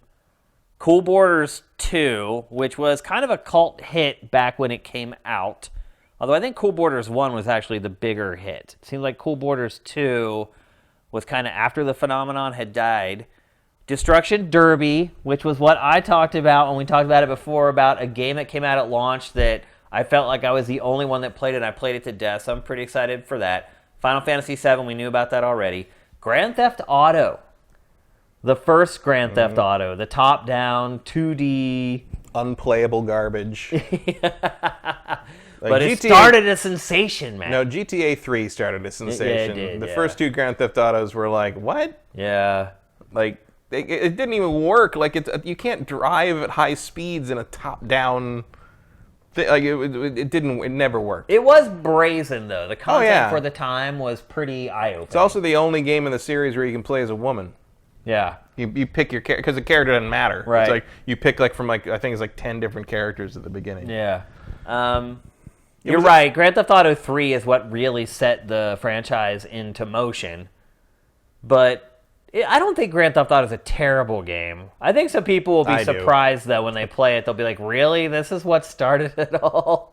Like, they're different. They might as well be different. I mean, they could have started the numbering over with 3, and no one would have blamed them. No, you're right. Like, they could have just called it Grand Theft Auto. No one would have I've run into... I mean, back in the day when GTA 3 really blew up, like, I remember people, like, where they didn't know it was... the same. The third game in a series. I'm like, why do you think it's called GTA 3? And they're like, oh, I thought because it was like 3 parts of the map or something. It was like people didn't think about what the title implied. Right. I will say that GTA 2's expansion that was like sort of an Austin Powers inspired like swinging 60s London thing, I thought that was a fun idea. Like, I would love to see them go back to that in an actual modern game at some point. It could happen. But I think we've said before, like the idea of GTA leaving America is probably not a thing that's going to... GTA is so much a satire on America, I don't think it's going to be going to London anytime soon. Yeah.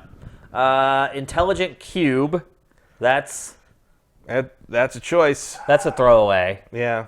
That was Sony saying, oh my gosh, we don't have 20 games. Throw in a puzzle game. Jumping Flash. Early classic, I guess. Yeah. Mr. Driller. Sure. Ryan Davis was a huge fan of Mr. Driller. I associate that with a DS for some reason. He would talk about it all the time. I had never even played it back when he would talk about it, and I'm like, really? What is this Mr. Driller thing? But he was a big fan of it. I would be more on board with No One Can Stop Mr. Domino. Yeah. He loved that game, too, actually. He loved that. He loved like Marble Madness. He loved like the most strange games. Like his favorite games were games that maybe like 50,000 people ever played. Like take out Intelligent Cube and put in Incredible Crisis, and take out. I'd forgotten about Incredible Crisis. Take out Mr. Driller and put in No One Can Stop Mr. Domino. Oddworld's Abe's Odyssey. There had to be an Oddworld game. Like I guess, but like that game, those games are so available on so many other platforms that it just seems like a waste of a slot. You can get it on your phone for like 50 cents. Rayman. Rayman's a valid inclusion, like it was a thing at the time, but again, Rayman didn't really get good until 2. Yep. Resident Evil Director's Cut, so RE's in there, it had to be in there. Yeah, you gotta represent Resident Evil somehow. Yep. Persona. Weird inclusion, but I'm not going to argue with it. For the U.S. version, I'm really surprised. Especially because it's such a rare game. Yeah. Like, that's a good way to play it without having to have either a PS3 or a very expensive reprint. Yeah. I mean, the U.S. version has that. I'm really surprised by that. And I know Persona 5 did pretty well, but that's still pretty shocking to me. Ridge Racer Type 4. Obvious choice, although I prefer Rage Racer. Yeah. I don't know. I think Type 4 is probably my favorite Ridge Racer. It's good. I mean, it's probably the one I would pick for widest appeal, but I like Rage Racer. And next is a game that I think a lot of people may have never played, but I think if they get the PlayStation Classic, they may find they play it the most, and that's Super Puzzle Fighter 2 Turbo. Oh, I think that's a little better known than you might think. Really? I've run into a lot of people that aren't even really big gamers, but they love that game. I mean, it might be the game on this thing that has the best legs. Yeah, it's also like you find them in kind of those like adult arcades. Like there's a Super Puzzle Fighter permutation you find in those pretty often. So it's still a thing here and there. Here to me is one of the most overrated franchises in the history of video games, and some people hate me for saying this, I'm sure. Siphon Filter. Siphon Filter's garbage. It is synonymous with the PlayStation brand, but that franchise to me has always been terrible. It's I've awful. never enjoyed one entry in that franchise. No. To me, Siphon Filter was, I don't have an N64 and I can't play GoldenEye. Yeah. So, no, Siphon Filter's better. It was like a weird it was like, is that, and kind of like, they intentionally sort of made Gabe Logan look like weirdly like Solid Snake, like he had a kind of a gray trying outfit to fool and sort people, of thing. yeah. But then he ran like he had a load in his pants, so it didn't really work out. A lot of characters on the PlayStation 1 ran like they had loads in and it their also is like pants. Siphon Filter's the name of a virus in that. I mean, like honestly, a weird Snape name for runs anything. like he's got a load in his drawers. Well, I'm beginning to wonder if Hideo Kojima has ever actually seen someone run. I know. Because, like, no one in his games run like that. normal people. Right. Tekken 3, we already knew about that. Great entry. I mean, if you're going to pick a Tekken, that's probably the one you would want. Twisted Metal, which that was on our wish list when we talked about it the first Rainbow time. Six. Oh, I did. I totally skipped Tom kind of Clancy's says Rainbow something. Six. But Right, because I don't even remember Rainbow Six on the PlayStation. well, because this was when Rainbow Six was like a hardcore tactical game. Right, where you actually assign people to go Yeah. in here and do this. I never really enjoyed Rainbow Six when it was like that. You spent more time planning the raid than actually playing. Well, it. because the raid would last like 15, 20 seconds. Yeah. Like you go in, it would just execute and As happen. it You're like, should. is that it? Like, yeah, I mean that was the appeal at the time. Marcus Beer loved the old Rainbow Six games. Then Twisted Metal, like I said, it was on our wish list for games when we talked about it at first. It's good to see they got one of those on there. And then Wild Arms, which for whatever reason, Sony seems intent on pushing that franchise in the West out of nowhere. There's a mobile I'm not sure game what the deal coming is up on that. soon. I like Wild Arms. It was the RPG I bought to tide me over when I bought the PlayStation 1 earlier in the summer in preparation for Final Fantasy VII, and I ended up liking Wild Arms better than Final Fantasy VII, so that worked out for me. That is a list. That is a list of games that came out on the PlayStation. Yeah. Let's run through the Japan model really quickly. And I think this might be a case actually where people might want to buy the Japanese version instead of the US version. Arc the Lad 1 and 2. Arc the Lad. That's another franchise that was pretty big in Japan. It's never really had the same traction in the West. No, it was one of Working Design's last big releases. They've all been released here, but they just haven't done especially well. Armored Core. Great. Only in Japan, which is odd. Yeah. Okay. I mean, I thought that franchise was pretty big here. Yeah, it hasn't been around for years. I mean, the last time like one of those came out was probably like 10 years ago. Yeah, at least. Or more. There were a lot of them, though. I mean, it was a big deal for a while, for a couple, like 3 generations. Yep. Battle Arena Toshinden, that is also in the US version. I mean, that was like a launch title. That was an early game. I mean, I remember playing that. I mean, that game was awful, but I remember playing it because it was like the only thing like that at the time. It was like that or Tekken were your 2 fighting options. Devil Dice? I've never even heard of this game. I remember that, yeah. I do not remember it. I never played it, but I remembered people talking about Devil Dice at the time. It was one of those, like, superior Japan game things, like on the Usenet boards back in the day. Back when like importing stuff was like leet. Oh yeah, you were like godly. Back when you said leet. back when you said leet. Yep. But yeah, if you were willing to chuck out that extra $20 for a game, you were a man among men. G Darius. Yep. I don't know what that is. That's a shoot 'em up. So it's a shmup, like a side-scrolling shooter. Yeah, Darius is it's a side-scrolling shoot 'em up that very fish-oriented, like mechanical. Like the band? No, mechanical fish. Yeah. Like everything's a mechanical fish, basically. Okay. They're good. I had G Darius, or was it G Darius Savior? I had one of them on Saturn, an import for Saturn. It might have been G Darius. Then Gradius Gaiden, another side-scrolling shooter. Yeah, never played that, but I played Gradius, but I've never played that particular one. I mean, that genre is more popular in Japan, so it makes sense that they put a couple on there. Oh, sure. Intelligent Cube, which is also in the U.S. Jumping Flash, Metal Gear Solid, Mr. Driller, all in the U.S. version. Parasite Eve. Why is it that in the U.S. version? I don't know. Can we swap out Parasite Eve for Rainbow Six, Siphon Filter, I don't know. I'd probably switch it out for Persona. I wouldn't get rid of Persona. Persona's because it's rarity. Because of rarity, and also because it's a good game for what it is. Like, at least it doesn't define the PlayStation, but like, I wouldn't get rid of it until I had to, basically. Parasite Eve is certainly not one of my favorite games on the PlayStation 1 either, but it's more emblematic of the system than like Tom Clancy's Rainbow Six is. Yeah. And then the only other game... The U.S. List seems to lean mildly heavily on what Ubisoft was willing to give them. Pretty much. It really does. And then the only other game on the Japanese version that isn't in the U.S. version is Saga Frontier. Yeah. I remember that was one of the big disappointments, because I bought that kind of thinking it was going to be more of a Final Fantasy thing, and it was more of an Octopath Traveler thing, except way less user-friendly. Yeah. That was one of those games where you could screw your entire playthrough if you didn't do the right thing in the right order. I never got very far in it, although it was gorgeous. Yeah. I've never played it at all. I don't see any reason to change that. So which version is better, Matt? I mean, I think part of the strategy here for Sony was to get some people to buy both. Maybe. There's nothing. No, I think the Japanese list is marginally better. Because obviously I like the Ark the Lad games. It doesn't do me any good for the Japanese one because I can't read it. Right. But all things being equal, I would say the Japan list is better. I don't think either of them is particularly great. There's no Tomb Raider. There's no Tomb Raider. There's no Silent Hill. There's no Spyro. No Crash. We can't do that with no analog stick. Yeah. There's a lot of missing. The first Crash played with an analog stick? I think it was a D-pad. I think it was D-pad the first time. Yeah.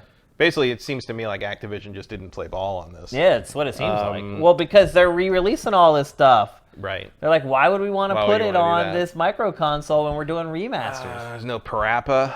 Yeah. There's no Wipeout XL, That's a huge omission. Which I didn't expect because that's a lot of music licensing.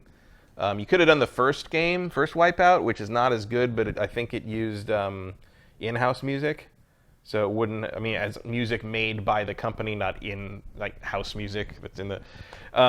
Whereas XL is the best game of that era in the series, and also has like kind of a who's who of electronic music at the time as its soundtrack. Honestly, I think a lot of these artists would do whatever they could to make it happen. But I don't think Sony has any interest in paying anything to license. I think they would maybe license it for free, man. No, they couldn't. That's impossible. $1. No, we couldn't. Like, the artists don't make that choice. Like, the recording company... Whoever owns the recording says that the music company doesn't care about any of that shit. They're just going to want money from Sony. Right. Sony probably does own the rights to some, but I bet Sony's probably set up so that if like Sony Entertainment wants to do something with something Sony Music owns, they have to pay Sony Music something. No, you're probably right. So I never expected Wipeout XL to be on this because of the music issue, but like it absolutely should be on it because it's one of the defining games of the system. I don't like the game, but Chrono Cross should be on there. Final Fantasy Tactics should be on there. I could probably give you 3 full lists better than these. Than what was just off of what's in my closet. Yeah, it's not. It's like you said though. It's not just as simple as saying, No, we want these 20 games. These are the 20 best games, and we want them on there. That's not right. You're kind of like doing like it's all. I mean, one wonders if there will be a PlayStation Classic Analog Edition later, right. where you put Colony Wars and all that stuff in there. You know, like the analog stuff later. Who knows? There has yet to be an analog stick on a micro console. Yeah, Ace Combat. Yeah. There's no Ace Combat games in there. Was Ace Combat on the original PlayStation? There were 3 of them. I didn't even know that. Ace Combat 2, and Ace Combat 3 Electrosphere. Electrosphere is interesting because the Japanese version has a huge, like the way you select everything is actually on a giant like digital sphere, or you like pick all the missions, and the Japanese version had all these branching storyline things, like where like this went to this mission and this mission, or do this and this mission and you get this mission. And they cut all that out of the American version. They cut like a third of the missions out of the game. Jeez. And just had it be a linear game. So one of the holy grails of Ace Combat fans is a remake of Ace Combat 3 Electrosphere for the Western audience that includes all the content we didn't get in the original release. Will never happen. No. Definitely not. Unless Ace Combat 7 suddenly sets the world on fire and all of a sudden we just need more Ace Combat now. Yep. So we've decided that we could come up with a better collection of games for these consoles, but the big question is, should people pay for it, buy it? Will you buy it? Probably not. Like, it's $100. That's a lot of mediocrity for $100. Like, what would I play? Like, I would probably poke around at Metal Gear Solid and Resident Evil and Persona.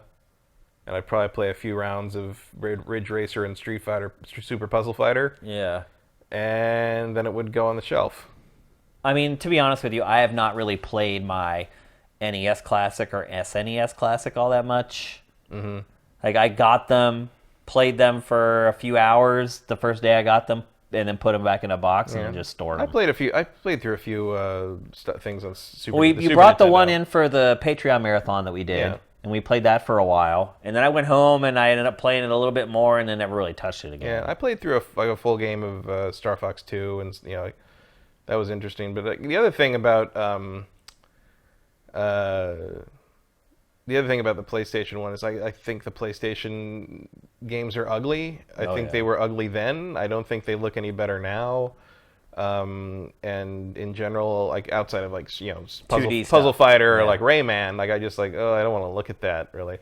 The other thing is, of course, I have a PlayStation 3 that's completely backwards compatible with any of the PlayStation 1 games I still own that I want to go back and play, and I don't really see the point of this. Whereas like one of the appeals of the NES Classic and the Super NES Classic is that you can't just plug those old systems into a modern television. Yeah. Had HDMI out, yeah. Yeah, whereas like the backward, I mean, obviously you have Virtual Console, but the backwards compatibility on PlayStation 3 is just like take the disc, put it in, it works. And it plays, yeah. So there's no issue with that. So I pay $100 for this for the privilege of what? Are you gonna buy it? No. No? I have a pre-order. Are you gonna keep it? Probably not. Like, I just don't know what I'd play. Do you see this becoming like the NES and SNES Classic, where on eBay they're selling for 3 times their value? And I would be surprised by that. I mean, obviously, I'm a little older than probably the target audience would be that would want to play that. I think who didn't experience this stuff when it came around. Well, no, I think you did. I think your target audience was about 12 when this came out. I was like 19 or 20. And I liked it, but it wasn't special in the way that, like, say, the Super Nintendo was, where, like, Super Nintendo I was, 14, 15 at the time. Yeah.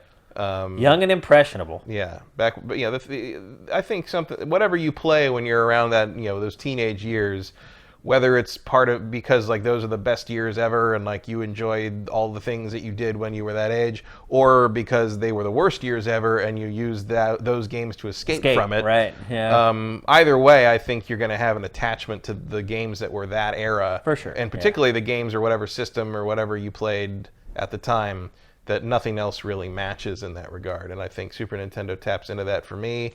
although Genesis taps into it more. But was the 16-bit era was that sweet spot for me. I think if you're aiming at people a little younger than me, you're after that sweet spot for PlayStation, and I can't really predict what they're gonna do. Whereas I certainly didn't expect the Crash Bandicoot collection to sell the way it did. Yeah, me either. Yeah, we were both caught off guard by that. Crash Bandicoot ain't in this. So That's true, but I think it does show though that there is a thirst for the games from that era. Oh yeah, there is apparently not from me, but a very deep thirst for the aggressively mediocre games that define this list. Frankly, like if it was like full of like the best of the best, even if it didn't include the analog era stuff, like I would be more but it's like, I mean, I don't know. Like maybe there are enough Ryan Davises out there that can't wait to play Mr. Driller again. Right. For me, the PlayStation 1 was the best-selling worst console of my lifetime. As far as how well it sold versus the quality of the software that was on it. Mm-hmm. Like the 3D stuff to me on the PlayStation 1 is almost all disposable. 2D stuff is fine because 2D is evergreen. It never gets old. But most of the 3D stuff on the PlayStation 1, I can't even bring myself to even want to play it anymore. So, but remember, I last time we talked about this, I said like that's the next like hotness for like indie games, and like making them look like crappy making them look PlayStation like with the 1 shimmery games. textures Right. and the weird seams and everything. Yeah. And then like everyone's got hands that are just like bricks with like clumsily drawn fingers on them. Right. And then like a day later, like they put out some indie horror game, put out a trailer, and it looks exactly like that. Yeah, I saw that. It was like there's. I have a feeling that game will not sell very well, but we'll see. You never know. But they're coming out. Well, I think the date was on the trailer. What was it? December 3rd. Sure. Coming late in the holiday season. Real late. Yeah, it's not going to be there for Black Friday. Yeah, not going to be there for the impulse buy crowd. It might actually give you a chance to get one if you want one, in all honesty. Yeah, I mean, it doesn't seem like it's like super crazy to think it'll be around. I mean, I don't know. I haven't actually looked at it yet. I mean, I know this pre-orders seem to go away after a while. I don't know if that's I still haven't seen them, but I'm not doing that again. I'm not like following Wario64 on Twitter all night, like waiting for some link to go up for me to go there and input all my information and then hit submit and for it to say sorry. I'm done with that. I'm not doing that ever again. Like, it's not worth. To me, nothing is worth it. It's one thing to do that for Super Mario World. It's a very different thing to do that for Siphon Filter. Absolutely, that's a good point. So, leave your impressions in the comments on this. It'll be interesting to see because a lot of people on Sifted are a little older. They're pretty much all from our generation, where we were pretty much adults by the time it came out. So we're not. I mean, we still get impacted by nostalgia. Yeah, but I would be excited for a classic PlayStation that had a little more representative lineup than this. I mean, it's just, but this just feels like you got the big two. And then you kind of filled in the slots with what else you could get. Yeah. And it doesn't feel like a very carefully curated list. And I don't think you can say that about the NES Classic and the Super NES Classic. Yeah, there's a couple duds on both of those. There's a few but I things would argue that half of the games on these are borderline. Yeah, but I feel like you could definitely say whether you're missing one or two things here and there on the Nintendo ones. For the most part, I'd say those two systems showcase the best of the best on those consoles. Yeah. Certainly from a more mainstream perspective, whereas this does not do that. You've got Final Fantasy VII and Metal Gear Solid and a bunch of also-rans. This thing will probably get all hacked up too. And they'll have like homebrew running on it. You'll be able to get all the games from the Japanese version. And I saw a thing where people don't think that's going to be necessarily plausible. Really? Based on how big ROMs are. For these things, because CDs are not cartridges. Right. Yeah, you're right. That's a good point. So, we'll see. Yeah, we'll see how that goes. So, there you go. December 3rd, basically $100, launching worldwide, same day. Mm-hmm. So you don't have to wait. It's not coming out in Japan first. Like you could have, like I would have even gone for like multiple versions where it's like, here's the 3D action one, and here's the racing simulator one. Just color them differently or something. Here's the you could turn that could be huge actually. Yeah. Because you'll get people that want to collect them all. Mm-hmm. Just do different colors of each one. That's what I mean. Like the first one's gray, the next one's blue, red, whatever. Red, and people white. would buy them. People love the white PlayStations. Oh, yeah. That's right. They never did a ton of colors of PlayStation in the U.S. No. Well, the white one I remember was like the dev, like a special one or something. Right. I remember the dev kits were white or something like that. Yeah. I remember white or black. I can't remember. But yeah, they didn't do a lot of colors. N64, on the other hand, holy moly. Oh God. It's like, Taste the rainbow. there's probably like 10 different colors of the N64. Oh, way more than that. Really? I think there were like 7 different of just the see-through, like jelly bean colored ones. Yeah. I thought there were 3 of those. There were tons of those. It was more than that. There was definitely more than that. It was a whole rainbow of them. There was like an ad that had them like all like spread out, and then you had the regular gray one, and you had like the Pikachu eye-searing yellow one, and you had the green one, like the solid green one. You had like a red one, a regular solid red one. Yeah, they went on and on. Like they definitely did a lot more than PlayStation, that's for sure. So, all right, let's move on. We're going to talk next about, well, actually, what's going to happen next is I'm going to eat a little bit of crow. So you guys probably remember, if you've been watching GameFace for a while, that I basically at one point called for Phil Spencer's head. I was like, Phil Spencer needs to be relieved of his duties, or he needs to step down. I was not a fan of the direction the Xbox brand was going in. And it got to the point where there were just no exclusive games coming out for Xbox, and I think you could argue even now that that's the case. But things have started changing for Xbox. In fact, the last quarter, revenue is up like 44%. Mm-hmm. Xbox is starting to turn things around. If not in the short term, I don't expect to come out of this holiday season and have Xbox be the best-selling piece of hardware. No, but it's definitely... In fact, I fully expect for it to come in last over the holiday season. But it's definitely healthier than it used to be. Oh, yeah. I mean, well, a 44% increase in revenue says it all. I mean, that... Also, proof that power matters. Yep. Like the X has done its job to some degree. To some degree. I think at the very least, if not with revenue, and well, it seems like revenue's doing okay, but that might be software. Yeah. You got people out there, like, look on Twitter, you got people buying Xbox X's to play Red Dead this week. Yep. At the very least, it changes perspective on Xbox, which for the last 2 or 3 years has not been great. Actually, ever since they unveiled Xbox One at E3. It has just been a struggle. But I was of the mind that it was Phil Spencer's fault, and I would still say probably a lot of it was his fault, and that he should probably be let go, and they should bring somebody else in there to handle that. Well, Microsoft didn't. They kept Phil in place, and since then, Phil has done a great job of turning things around.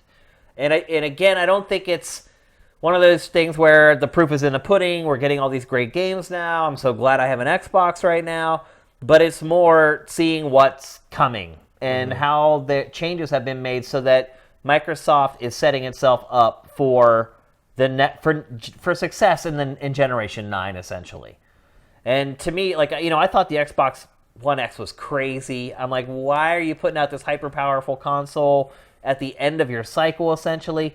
I see it now. I see why. Because I feel like Microsoft wanted to reestablish supremacy before people needed to make that big decision in the next generation. So people like you bought the X. The hardest of the hardcore bought the X. The evangelists of our industry. The people who convince their friends that you need to buy this instead of this.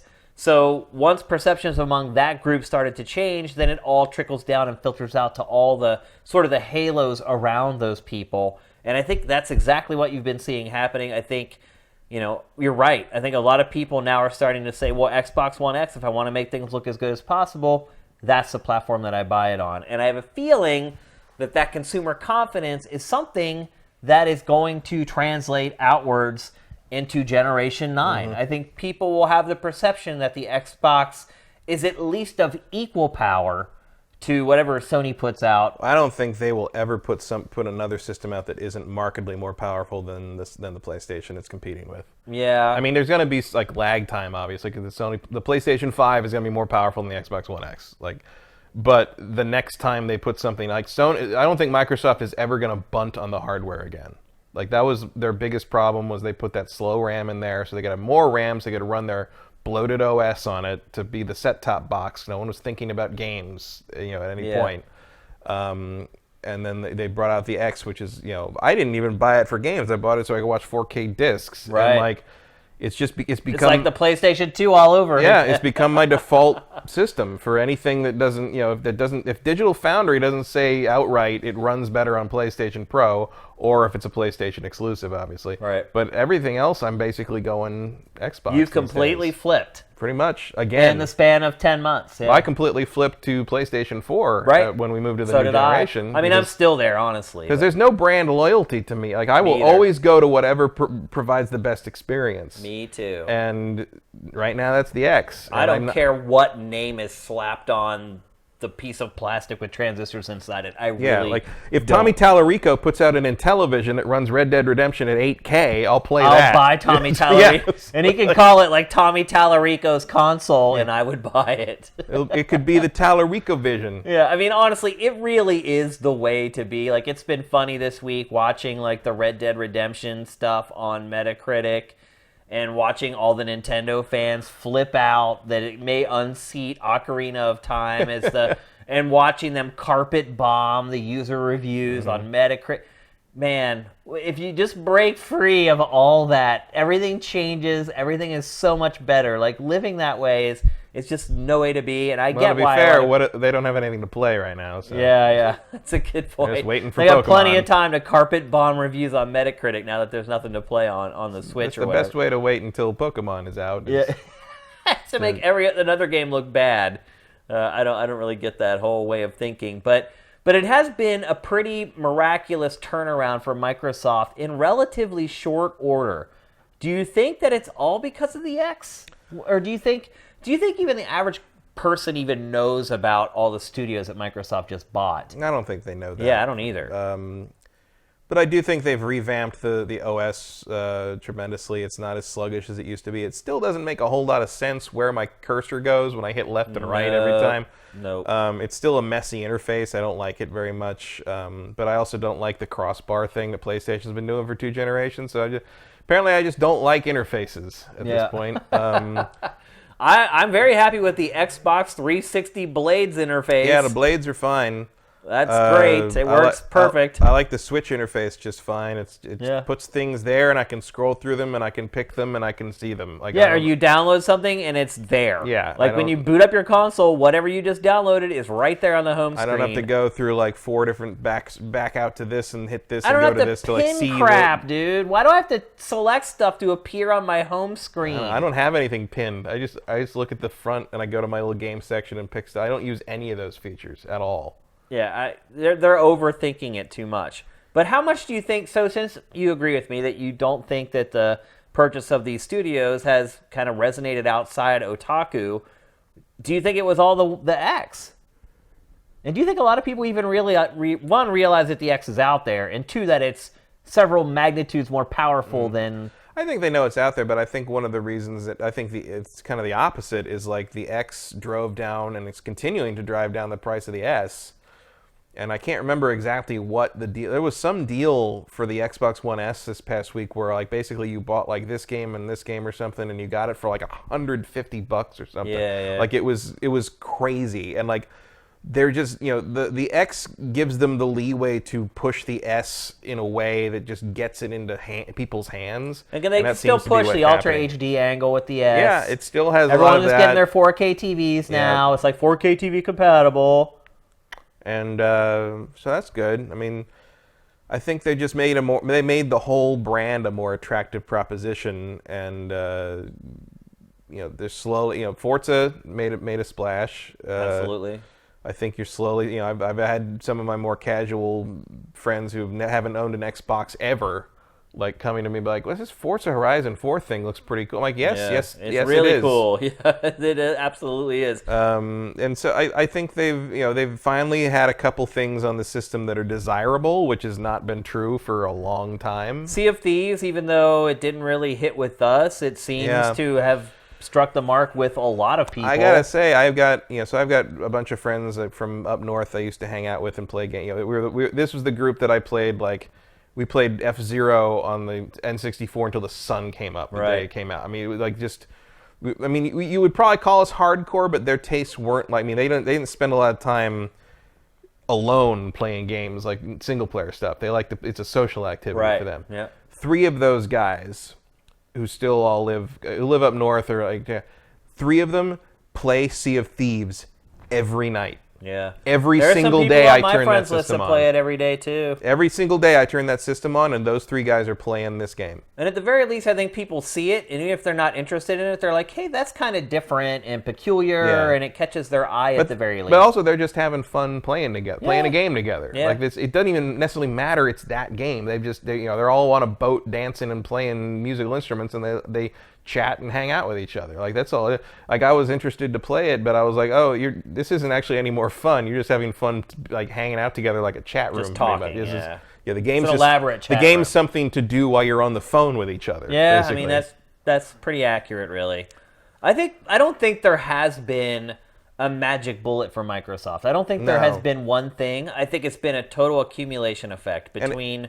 And it's not like PlayStation's flagging or anything. No, Spider-Man blew up. Like they've got crazy hardware sales. It's like everything seems to be going pretty well for everyone, frankly. Yeah, because I mean, you start thinking about what has Microsoft done in the last 2 years. Well, there's Xbox Play Anywhere, which was kind of the first thing. Game Pass is getting all the PC people on their side as far as getting into their services. Game Pass is a crazy deal. Game Pass was kind of the second project, and then I think maybe what turned the tide more than anything, but again, it's an accumulation effect, was the backwards compatibility stuff. Yeah. Because they push it hard. They put out trailers every week showing what's new in backwards compatibility. They put out press releases for it every week. They really pump the tires on it like big time. There's a ton of people that had Xbox 360 that have this stack of games that they took someplace and said, we'll give you 50 cents for each one of them. And they're like, no, screw you, it's worth more than that. And now they can actually play those games and they look better. So you start to add and then they buy the studios, and then they put out Xbox One X. It just seems like Microsoft has managed to turn the Titanic, which is something that does not happen in business like ever. I would say the console industry is an industry that's more apt to be forgiving.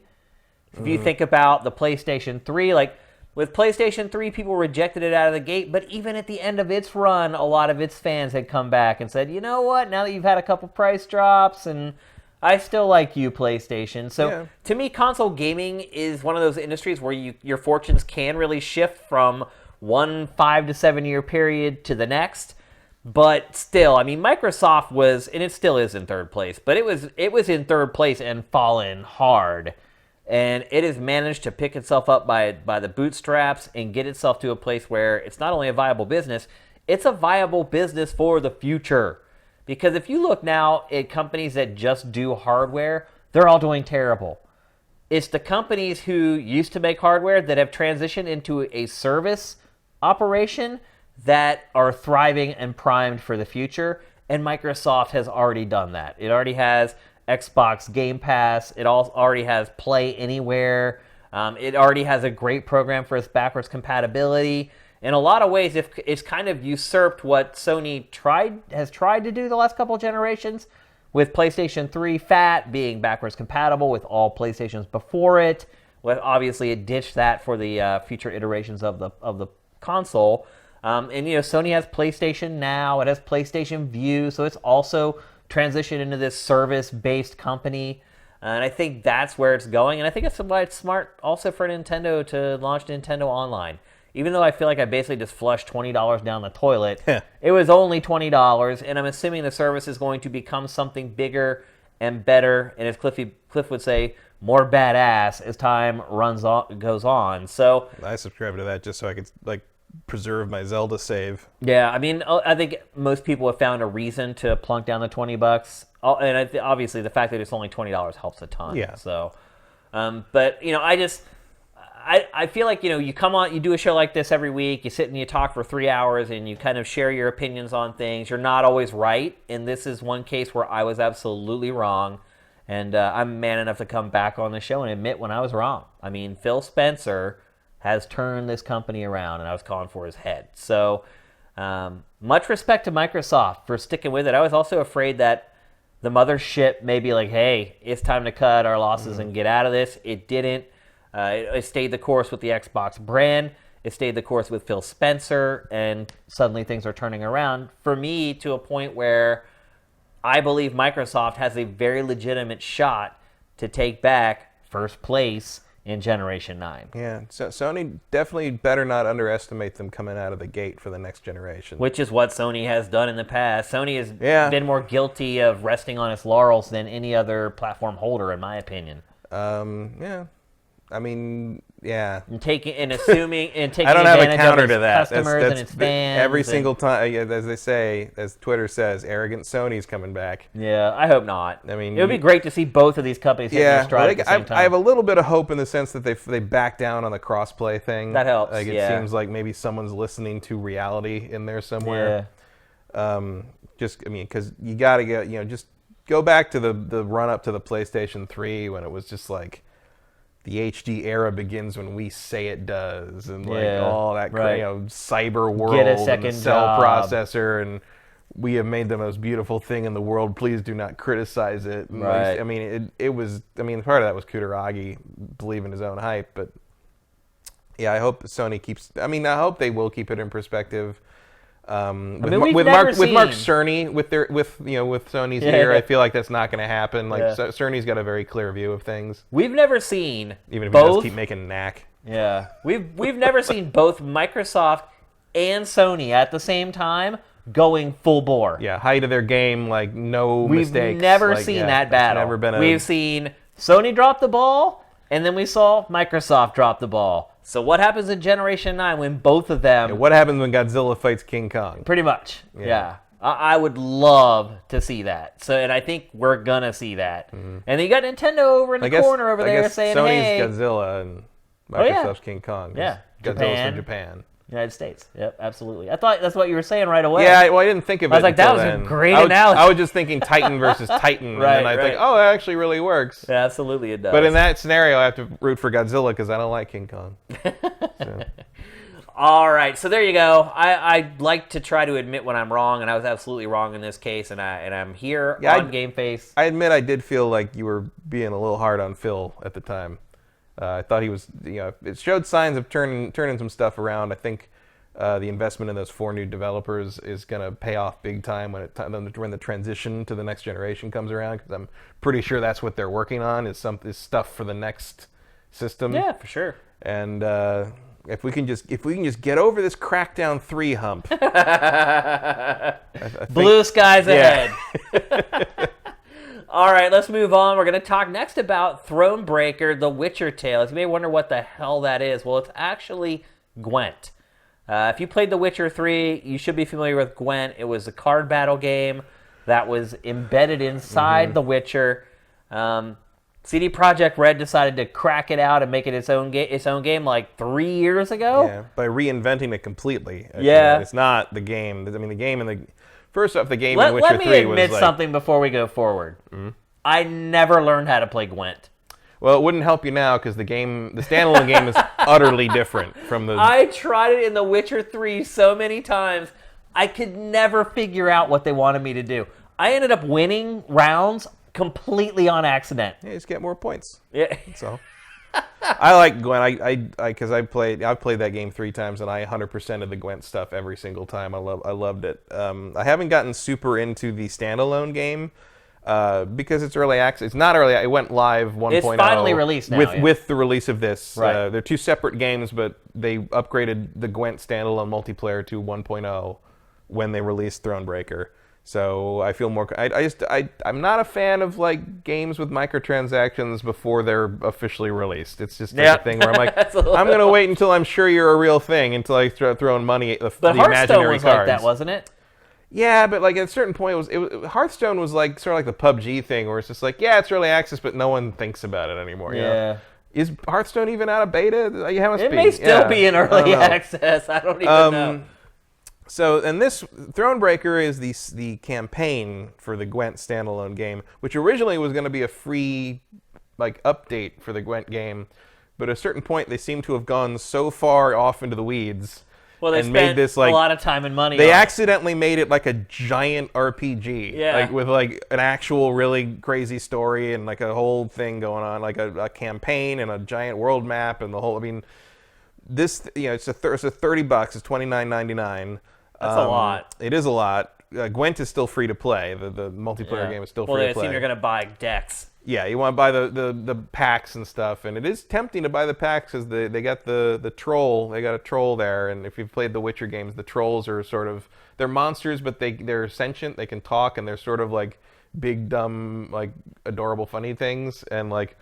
So there's a troll, and the troll is in the Gwent game. The troll, you get barrels, you get big barrels, kegs of cards, and we buy the keg, and you go to open the keg, and the troll picks the keg up and smashes it, and all the cards fly out.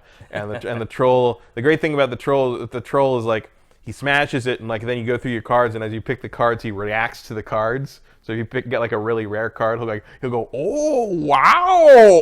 It's like I don't know what I love the trolls in the Witcher games, and they're no llama pinatas, Matt. No, apparently not. But they have personality, and so there is actually stuff you can unlock in the Thronebreaker game that you can then use in the multiplayer game. So that's probably one of the big incentives. Absolutely. Is that playing? Wait, you buy this separately? Buy it separately, but it interacts with the multiplayer free-to-play game. Interesting. Because it is the same thing. It's right. The same.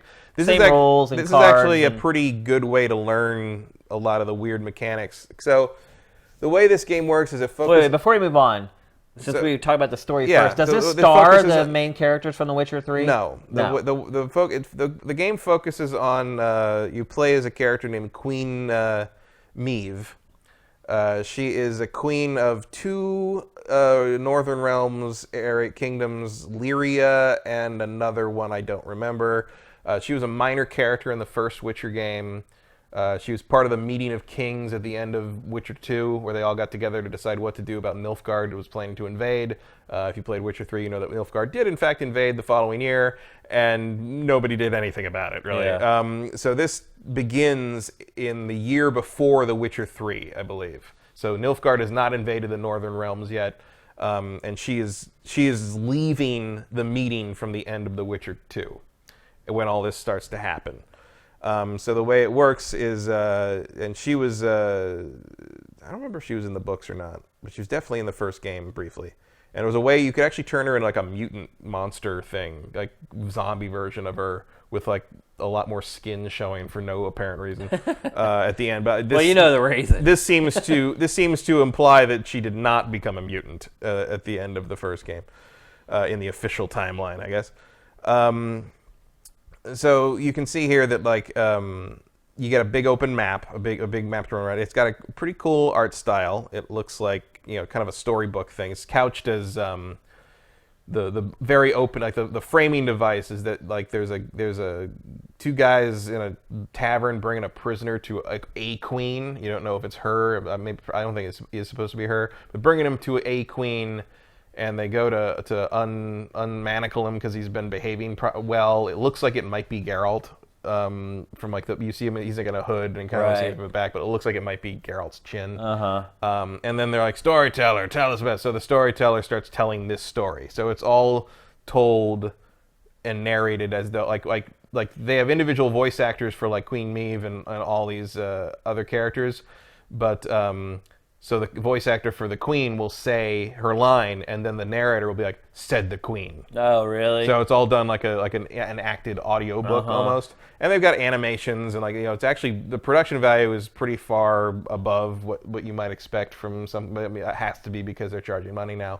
And you wander around this big world map, kind of an action RPG style thing, and you can find resources. Like you walk up to things and a little icon appear, and you get wood and gold and men, like soldiers, and like you can use those to upgrade your camp, which lets you upgrade other things, gives you other advantages, or you can use them. You'll run across little question mark places, and it'll be like, oh, there's a cave here. You can send two guys into the cave and get like a treasure map that'll show you another thing, but you'll lose two soldiers doing it. So like so basically you have to spend stuff to get bonus stuff, and then there's like side quests that can pay off in like scraps of either treasure maps or scraps of cards that you can then construct, because like you'll find a recipe for a new card and you have to use resources to build it and add it to your deck.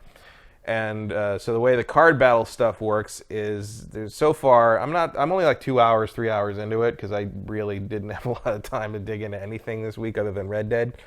But the way it seems to work at this point is the big story battles are kind of a full game of 3-round game of Gwent using your cards and stuff. But then there's other battles where like something will happen, and a battle will only be so like there's puzzle battles basically. So like a puzzle battle, either you've got a set number of cards or you can use your own deck depending on which one it is. But basically, it's not a straight up game of Gwent. It's like you're playing against bandits and you're trying to stop their gold carts from getting away. So you have to build your deck so that you can do a lot of damage quickly because a gold card will show up and you have to like destroy it. I like that though. I like when they use a core concept like a card battle game and then they make you work that formula in different ways to achieve different results other than just winning no matter what. Right. And what that is doing is it's teaching you ways to think kind of laterally about how cards, form combos together and what you can do with all the because unlike the game, the Gwent game in Witcher 3, where like certain cards had abilities or things that would trigger when you played them, but they were more like the special cards. Almost every card in this game has a special effect of some kind or a thing it can do. Like there's almost nothing you play in this game that doesn't have some kind of potential to combo with 2 or 3 other things, depending on how you literally play your cards. Right. And so these puzzle battles and these kind of smaller battles are sort of teaching you how to use your cards in ways you might not normally use them in a straight-up game, but then you can apply that knowledge to a straight-up game and be a much more effective player. So it is a very useful tool to kind of learning, new ways to play with these. It seems to be a new deck. It's not one of the pre-existing decks because I haven't played a ton of the Gwent beta, but like it pretty much used the 4 standard decks. With everything's been redrawn, everything's been animated, yeah. Everything's been redesigned. So like, your Northern Realms deck in the new Gwent game does not play remotely like it does in Witcher 3. Like it's a completely different thing because the game in Witcher 3 was broken beyond all recognition. It was not meant for 2 people to play with each other, right? Because it wasn't balanced properly. So this is balanced better, but it's a far more complex game. And then what you're saying is, if I couldn't handle it in The Witcher, if you couldn't handle it, yeah, you're gonna be. But then this game the Thronebreaker eases you into it in a more a more. It's a steadier pace, I would say, as opposed to the tutorial in the Gwent standalone game. It's just like, here's this works like this works like that. Okay, go play other humans. It's like, no, you're gonna die. Like it's like this one sort of like is a nice slow build to like how this all works, and it kind of teaches you the ins and outs of your individual cards, and then like you slowly learn like certain puzzle things, like have a set like hand you start with. So you're like, okay, well I can clearly solve this with the cards the game gives me at the start of this thing. And then sometimes you'll have a puzzle thing where it's just cards you draw from your deck. And if slowly you begin to realize, you start to be able to identify, like, okay, I do not have the deck to do this right now. Because there's no levels. There's no, like, you don't go up to a certain area and it's like, oh, this encounter is too high level for you. Right. It's like, they'll let you just walk up and screw yourself, and then you just back out. It's like Dark Souls. Yeah, you just back out to the last checkpoint. You don't lose anything. There's not a bad thing happen. But it's like you will start to recognize, like, I'm in over my head. I need to redesign what I'm doing, or I need to unlock new cards, or like whatever. And in the end, the story is recognizably, in the same vein as the other stuff CD Projekt Red has done for the Witcher stuff. It's very politically motivated. It's very based on choosing the not necessarily good or bad, but choosing the evil thing that you can live with the best. I think it even says that a couple times. Sounds like the game we're about to talk about next. Yeah, it sounds like it even says it a couple times. It's like, you chose what you saw as the lesser of 2 evils. It's like, yeah, I guess so. There's no right or wrong answer. Everything's just a terrible choice you have to make, and you have to decide which bad thing. And like, there's even like a troop morale thing, because you are the leader of an army. That's what the card deck you're playing with represents. And like, depending on what you do, the army can have a positive or negative opinion of what you're doing, and that affects like how the deck works and how certain encounters go. So it's a robust thing. There's a lot going on there. It's very well acted. It's pretty well written so far. And I'm enjoying it more than I enjoyed the multiplayer version because I don't actually find playing card games against random people on the internet to be particularly compelling. So this is definitely the best way to get me in as a gateway drug to the standalone Gwent game. So this all sounds great, but what I keep going back to is that $30 price tag. It's high. I mean, can you realistically recommend this to someone for $30? I mean, you got to know what you're getting into if you like the Gwent stuff and like the Witcher stuff. But I'm kind of okay with paying $30 for, a high quality game that's not like most other stuff that's out there, written by the people who are some of the best writers in the entire industry. Yeah. Also, I'm guessing this probably lasts a good long time. Yeah, it's a robust product. Let's put it that way. Like CD Projekt Red doesn't charge unreasonable amounts of money for things. Like if they think this game is worth $30, it's probably worth $30. Because probably they're just looking at how much time and energy they put into it. Time and energy they put into it versus like what they delivered. And if they say if they think they've delivered a $30 game, they are one of the few companies in the industry that I am willing to say I believe you. Now, do you see anything in this game where maybe someone who has not enjoyed card battle games in the past, it could get them over the hump? Do you think having the narrative built around it could... Maybe. I mean, the narrative is compelling. The action RPG sort of overworld is a fun sort of break from a turn-based thing. And the other thing is, like, it's the way it's worked so far, it feels a little more like a turn-based RPG in the sense of, like, you just have to learn consider the cards your abilities and learn what they have to do. Kind of the standard Gwent thing where you're, like, just building up your forces for 2 rounds to try to get a higher score than the other guy. Like, it's not that straightforward. Like, there's a lot more thinking going on in terms of, like, what you need to do in this particular match. And don't get distracted by... A couple times early on, I was, not paying attention. It's like, okay, I'll just get I have a way higher score than they do. It's like, oh, no, the obstacle here was not... level. Win the match through points. The object was... you have to defeat this one particular character, and you didn't even try because I wasn't paying attention. Right.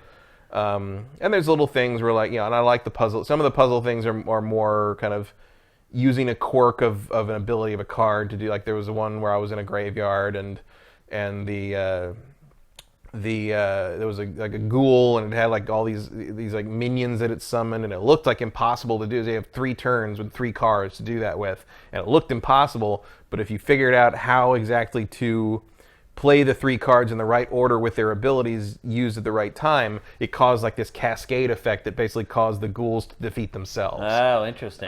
So it was almost like playing Tetris. Huh. It was like you set it up enough, and then everything just shatters. Like dominoes all tumble. It's always interesting to see which game or franchise ends up breaking a genre. So if you think about like match 3 puzzle games, looking back across the history of those games, what game did you think would probably make it a mainstream success? Well, I mean, I would say Bejeweled did it. No, which would you think would make it a big success? Bejeweled. No, like, don't you think like Puzzle Quest would, because it wraps a story and characters around it? Well, I mean, but Bejeweled already made it that years before Puzzle Quest. Bejeweled had a story and a plot? They didn't have a story and a plot, but it made it mainstream. Oh. No, I'm saying, but looking back on the history, like, which games would you think? Because I'm trying to correlate this to Thronebreaker, because it's a card battle game that has a story structure built all around it. And so I just think Puzzle Quest is more of a desperate reinvention of a genre that no one can figure out what else to do with. Yeah. This is, I don't know. I mean, I've never played a card battle game that had a story that was this robust or right. So I'm trying to figure out if it's going to be the thing that makes card battling. And maybe Hearthstone's already done it, to be honest. But I mean, Hearthstone is the 800-pound gorilla in the room, but it has no story to speak of, or it didn't until that last expansion, basically. Right. But the story. What my point was that the story with Puzzle Quest didn't help Puzzle Quest. No. And so maybe it doesn't help this Although genre the Puzzle all Quest that much formula is sort of the go-to formula for every free-to-play match 3 game in the world now. Yeah. So, I mean, they invented something that mattered. It just wasn't the story that mattered. Yeah. This one, I think it rides much harder on its characters and sort of the world. And it's I do think it looks great. The art style is very appealing to me, not just on the cards, but if you see the world map, it's got kind of a really nice sort of sort of hand-drawn storybook look to it that I dig. When you hit the world map, you hit the Y button. I'm using the controller, but you hit the button and like the world map kind of unfurls like a piece of paper, and so it's a quality presentation. Speaking of which, if you have an old DS lying around, I highly recommend buying Puzzle Quest. Or just download any Match 3 game on the internet. I think there's But Puzzle Quest is different because it's an RPG that you play with Match 3 combat. Yeah, but so is Marvel Puzzle Quest and Ghostbusters Puzzle Quest. Yeah, but you can get a DS cart for probably like $2 now. And those games last for like Quest? 60 hours. You're paying tons of money for that. Really? Sure, because you could probably get it digitally for cheap. The Puzzle Quest games are everywhere now. Like you probably get them on anything. I probably get them on Steam, I would think. Oh yeah. Puzzle Quest. I highly recommend it though. To me, it's the best of all the Match 3 games. Yeah, I mean, if there is such a thing, and of course, Pactor will fight me tooth and nail over that because he just likes Candy Crush. So to me, I guess the point I was getting at ultimately is that it seems like the most simple version of everything ends up becoming like the most popular. Although you could argue with Candy Crush, like maybe the secret is just to put a world map in. Right. That's true. Yeah. Well, I mean, Puzzle Quest had that. Yeah, but add some kind of coherence to right where you're going and why you're doing some what you're doing. Some kind of context and that's all people to it. need. No, you're right. All right, we got to move on because we're running out of time, and we have the biggest topic of this week's show still to come.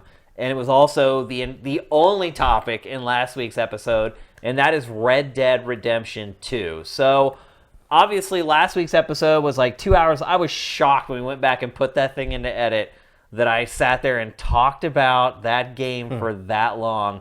Also, it was a nightmare cutting that show together. If you have not watched last week's GameFace, go watch it because we put so much work into that episode. I'll say this much. It made me realize, again, why I spent the money on a TriCaster. Because it literally took us like 12 hours to cut that episode of GameFace. By us, you mean you, right? Yeah. Well, I used to have people that would cut stuff for me. I still have someone who cuts Factor every once in a while, but they usually don't have to cut GameFace, so it's not a part of like the rotation. So, yeah, I cut that show. It took 12 hours last week. Yeah, I just showed up for that. I don't want anybody thinking. Well, you hadn't played it. Yeah. So anyway, Matt has now played it. Not just played it, played a ton of it. So as we have done with a lot of the big games through the last half of this year, we do like an initial impressions thing, and then we come back and do like our final impressions. And these are our final impressions of Red Dead Redemption 2. The first thing I would say is we recorded last week's show at embargo break, meaning, I think the embargo was up at like 7 in the morning, and I was here at 1 p.m. recording or something like that. the following day everything went up. Yeah, so I had not, we were actually recorded before embargo break. So take it back, start cutting it all together, and then the reviews start popping at embargo. And I was surprised at the reviews. Not the scores or anything, and I don't want to call anyone's review wrong because I've done that before and I immediately regretted it afterwards, and I never want to do that again. But I would say that I was really surprised that at embargo break on day one, I was the only person that criticized the game for anything. Well, there was one thing that gave like a 7 out of 10. And immediately a petition started to remove it from Metacritic. And look, I really like the game, and I think it's a great game. But there are things, in my opinion, that are blatantly wrong with it. I was the only one to mention any of those things. The 10 out of 10 reviews baffle me.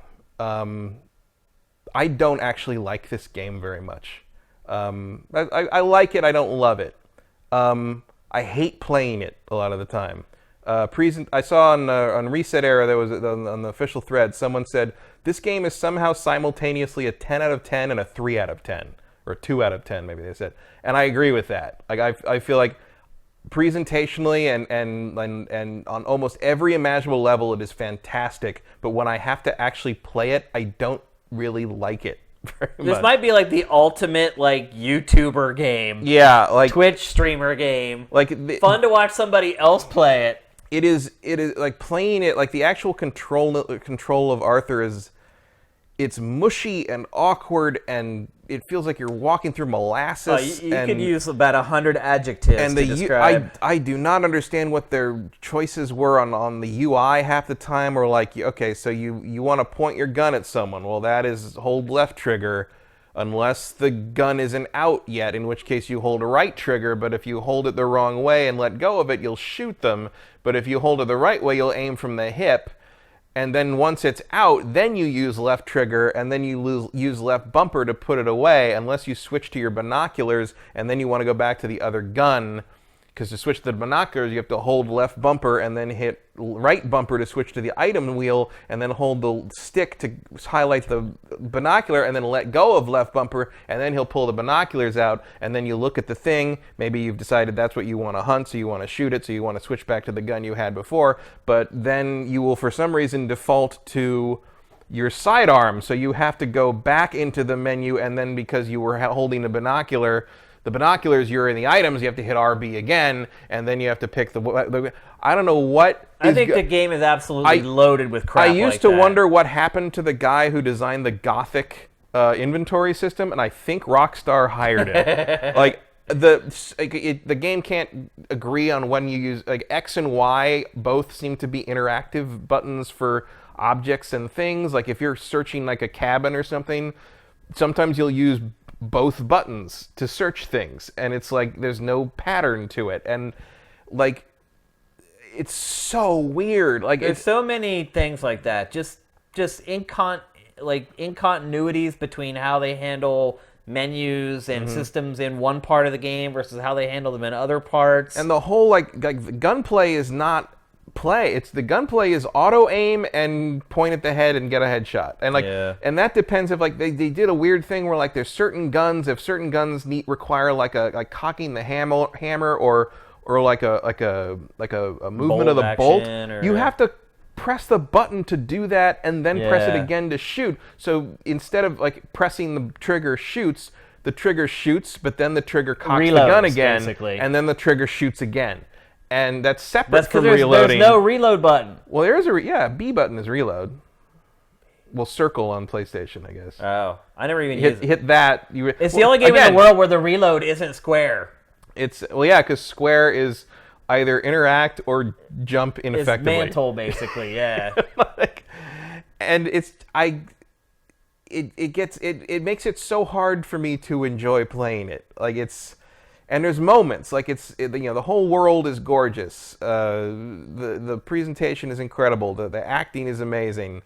I'm not as over the moon about the story as you are, but I think the characters are well done, and I think it's very impressive that almost you got a gang of like 15 people, and I can characterize each one of them because they all have well-drawn personalities, relationships with each other, relationships with you, things they want, things they like, things they don't like. They just through kind of ambience of walking around the camp, you get to know these characters, and that to me is a very impressive achievement. How they react to you after you do something. Yes. Yeah. Like that to me is a very impressive narrative achievement. I don't think the overarching story, and I'm not that far. I'm kind of on the cusp of chapter 3. The game is very large. It's a big game, yeah. Like to me, it's not as interesting off the bat as Red Dead Redemption 1 stories, because Red Dead Redemption 1 is basically doing Sergio Leone, and this game is doing Once Upon a Time in the West, which is a much slower, broader, sprawling film, but it's definitely the inspiration for this one, and that's not a bad thing. That movie's great. If you haven't seen Once Upon a Time in the West, I have not seen it. If you haven't seen Once Upon a Time in the West, check it out. It's one of the all-time greats.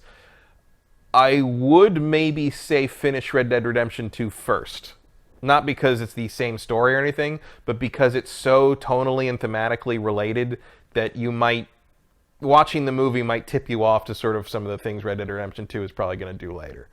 So maybe finish the game before you watch it. But if you want to see like what I would consider the movie that really inspired this one the most, Once Upon a Time in the West.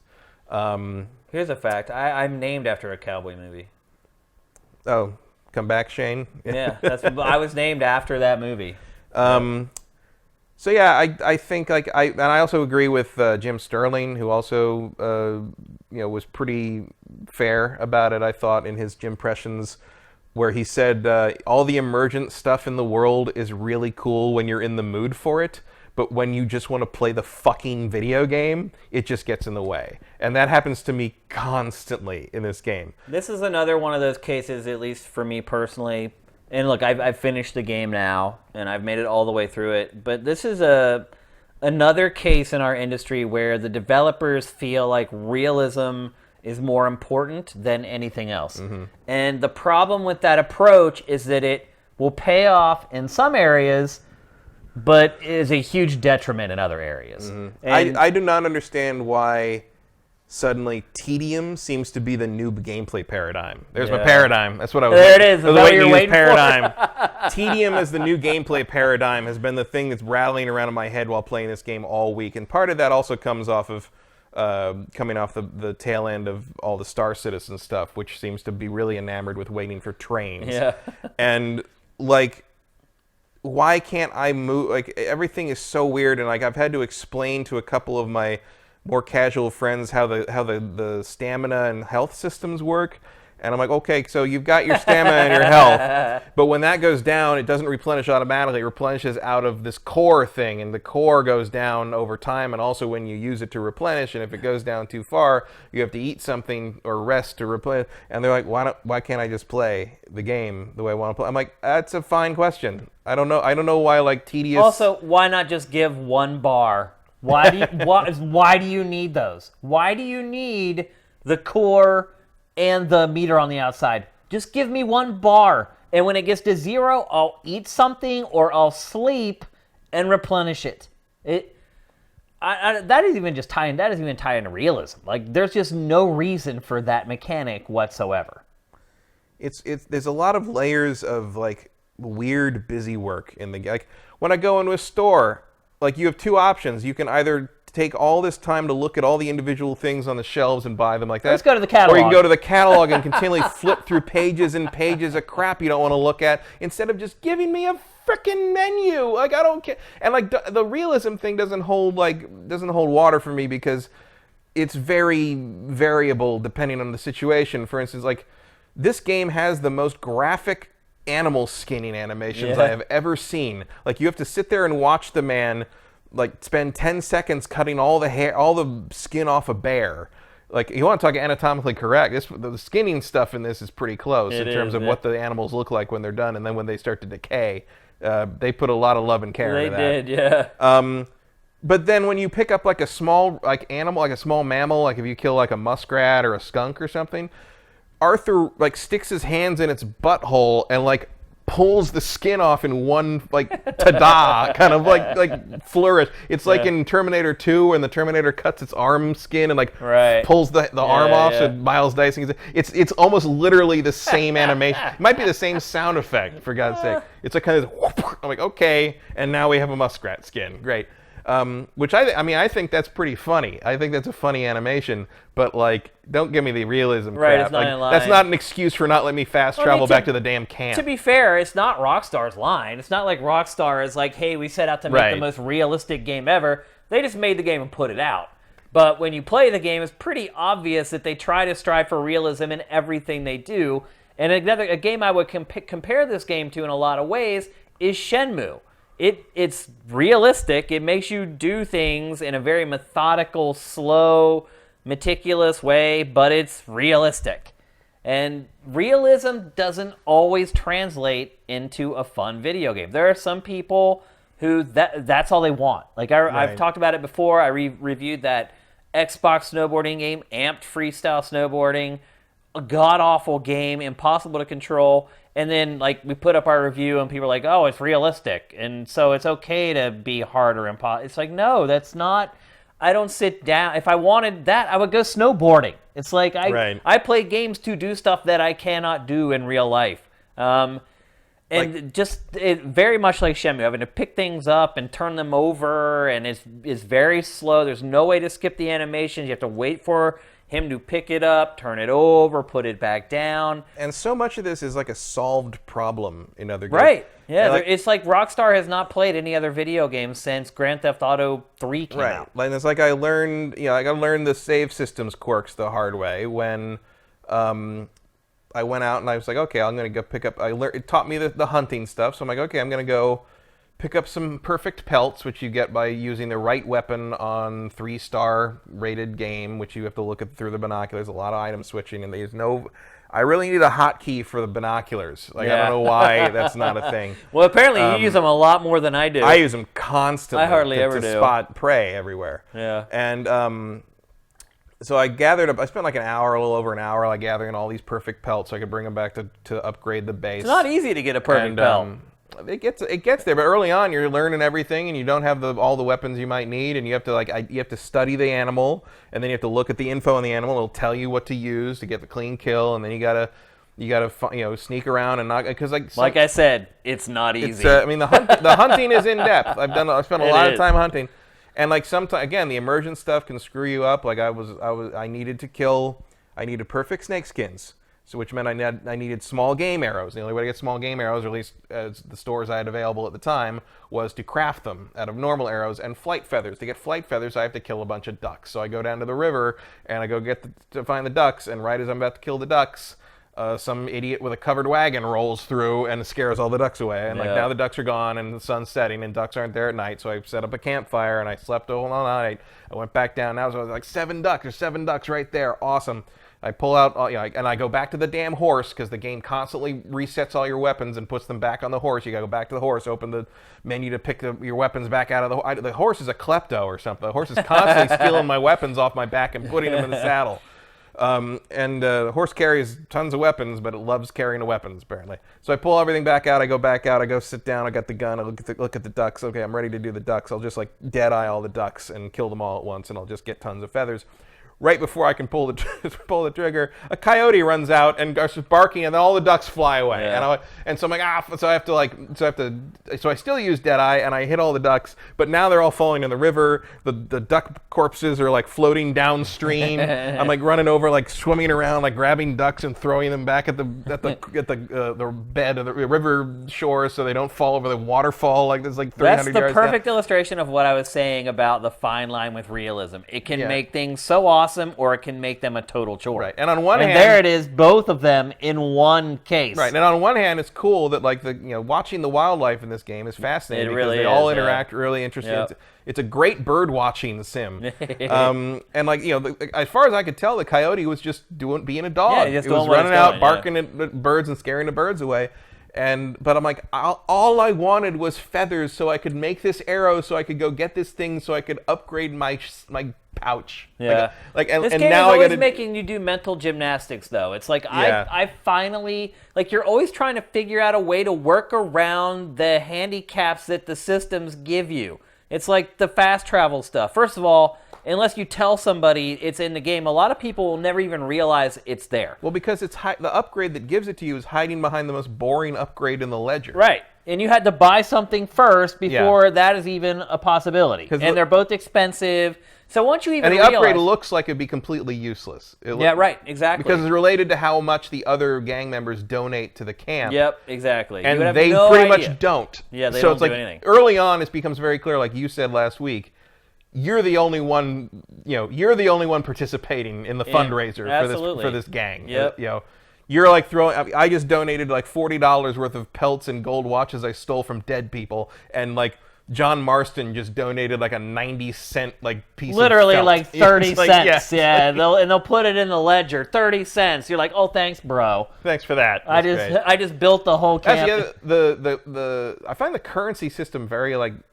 Let me finish what I was saying about the fast travel. Because you're right that the money is but pennies matter. Pennies matter, but then you're donating $1 to a homeless veteran, but $1 in 1899 was like $28 I know. today. Yeah, the conversion's insane. Oh, we're gonna have a few beers on me on that one. But what I was saying about how you always try to figure out how to work around the systems in the game, it's like you find if you're lucky enough or somebody tells you about fast travel, you quickly then realize that you cannot fast travel back to the camp. Right. Why? I have no idea. I have no idea why the fast travel system is so obtuse in the first place. But then I start thinking about it. I'm like, well, maybe I can figure out a way to still fast travel back to the camp.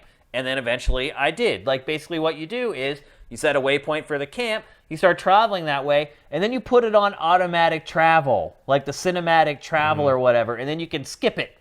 And so I found a way... Unless you hit a wagon, which happened to me once. Exactly. Yeah, absolutely. You're not guaranteed to get to your destination. So I found a way to kind of fast travel back to camp. There's no reason I should have to do that. None. There's no way I should have to look at the way the systems are set up and then find a way to jimmy them to do what I feel like, first of all, I can do in every other video game, but also what I should be able to do in this one, which is a game with literally hundreds of miles of traveling that you have to do, that before you ever get your fast travel in the first place, you are well worn out on. By the time the option is actually there where you can afford it and it's unlocked and you can get the fast travel, you are burnt out on riding the horse. No matter whether it's by yourself or with the gang, you have already done it for a long time and you've got your fill of it and you've seen most of the terrain that you're going to see, at least for that segment of the game. Again, it's just very weird. It feels like this game was made in a bubble. Mm-hmm. Like the people who made this game did not leave the studio for like 8 years, did not play any other video games. And again, I've said it last week, but in some ways that can make games great. And in some ways it does make this game great because it's different from other games in a lot of ways that it is awesome, but it's also different from other games in a lot of ways that make it not awesome. Yeah. So I've finished the game. I'm working on my eval, and it is going to be really, really interesting how do this you rate game ultimately... online connectivity for that? Considering it gets a 0 at first. But then, like, RDR Online's coming at some point? No, we'll come back and we'll readdress it. So whenever I think it actually comes out in like 2 weeks. Yeah, and like the save, like the thing I learned about the save system was when I was hunting, I come back, I go to town, I'm going to sell off the pelts that weren't perfect, and then I'm going to bring the perfect pelts back to the camp. And I'm walking down the street past a horse, and a bar fight breaks out at the saloon, and the horse gets spooked by the bar fight shooting or whatever, and suddenly kicks me in the head, and I die. That stuff happens all the time, man. And then I respawn, you know, because you just lose some money or whatever. But all the stuff that was on my horse is gone. So and my last hard save was like an hour ago, and like the autosave is useless because it auto-saved because after I respawn, so it's like a second ago, and it's like, why is this not like any other game that does this kind of shit with like autosave? Like Assassin's Creed Odyssey has like 10 autosaves. It's constantly backing up your progress, whereas this thing is like, the autosave in this game is useless. It's not useless. I mean, I don't save like you do. Like I have, when I finished the game, I only had 12 saves. I only have 6 saves, but like, my problem with it is like, is there a way to get around that? Yes, I could, every time I get a perfect pelt, and I do it now, every time I get a perfect pelt, I save the game. Yeah. But like, I don't want to do it that way because you're encouraging me to get lost. You're doing the same thing I was talking about. You're working around the systems. You're encouraging me to get lost in this world, but the way you've designed that system means I have to continually pull myself out of it to make sure I don't lose progress due to your emergent bullshit. It really is a perplexing game. Like, because if I hadn't lost all that, like, I would have thought that was pretty funny that happened. Yeah, I got kicked in the head and died because all this stuff worked together to cause that to happen. Like, that'd be pretty funny, except it lost me an hour and a half of work. But that also is another case of how the same thing can be awesome and be awful. Because sometimes when that stuff happens, it is awesome. Whenever all the wildlife and the humans and all the other systems just kind of come together and coalesce into this perfect moment, that's happened tons of times. But also, the stuff that you talked about happens constantly as well.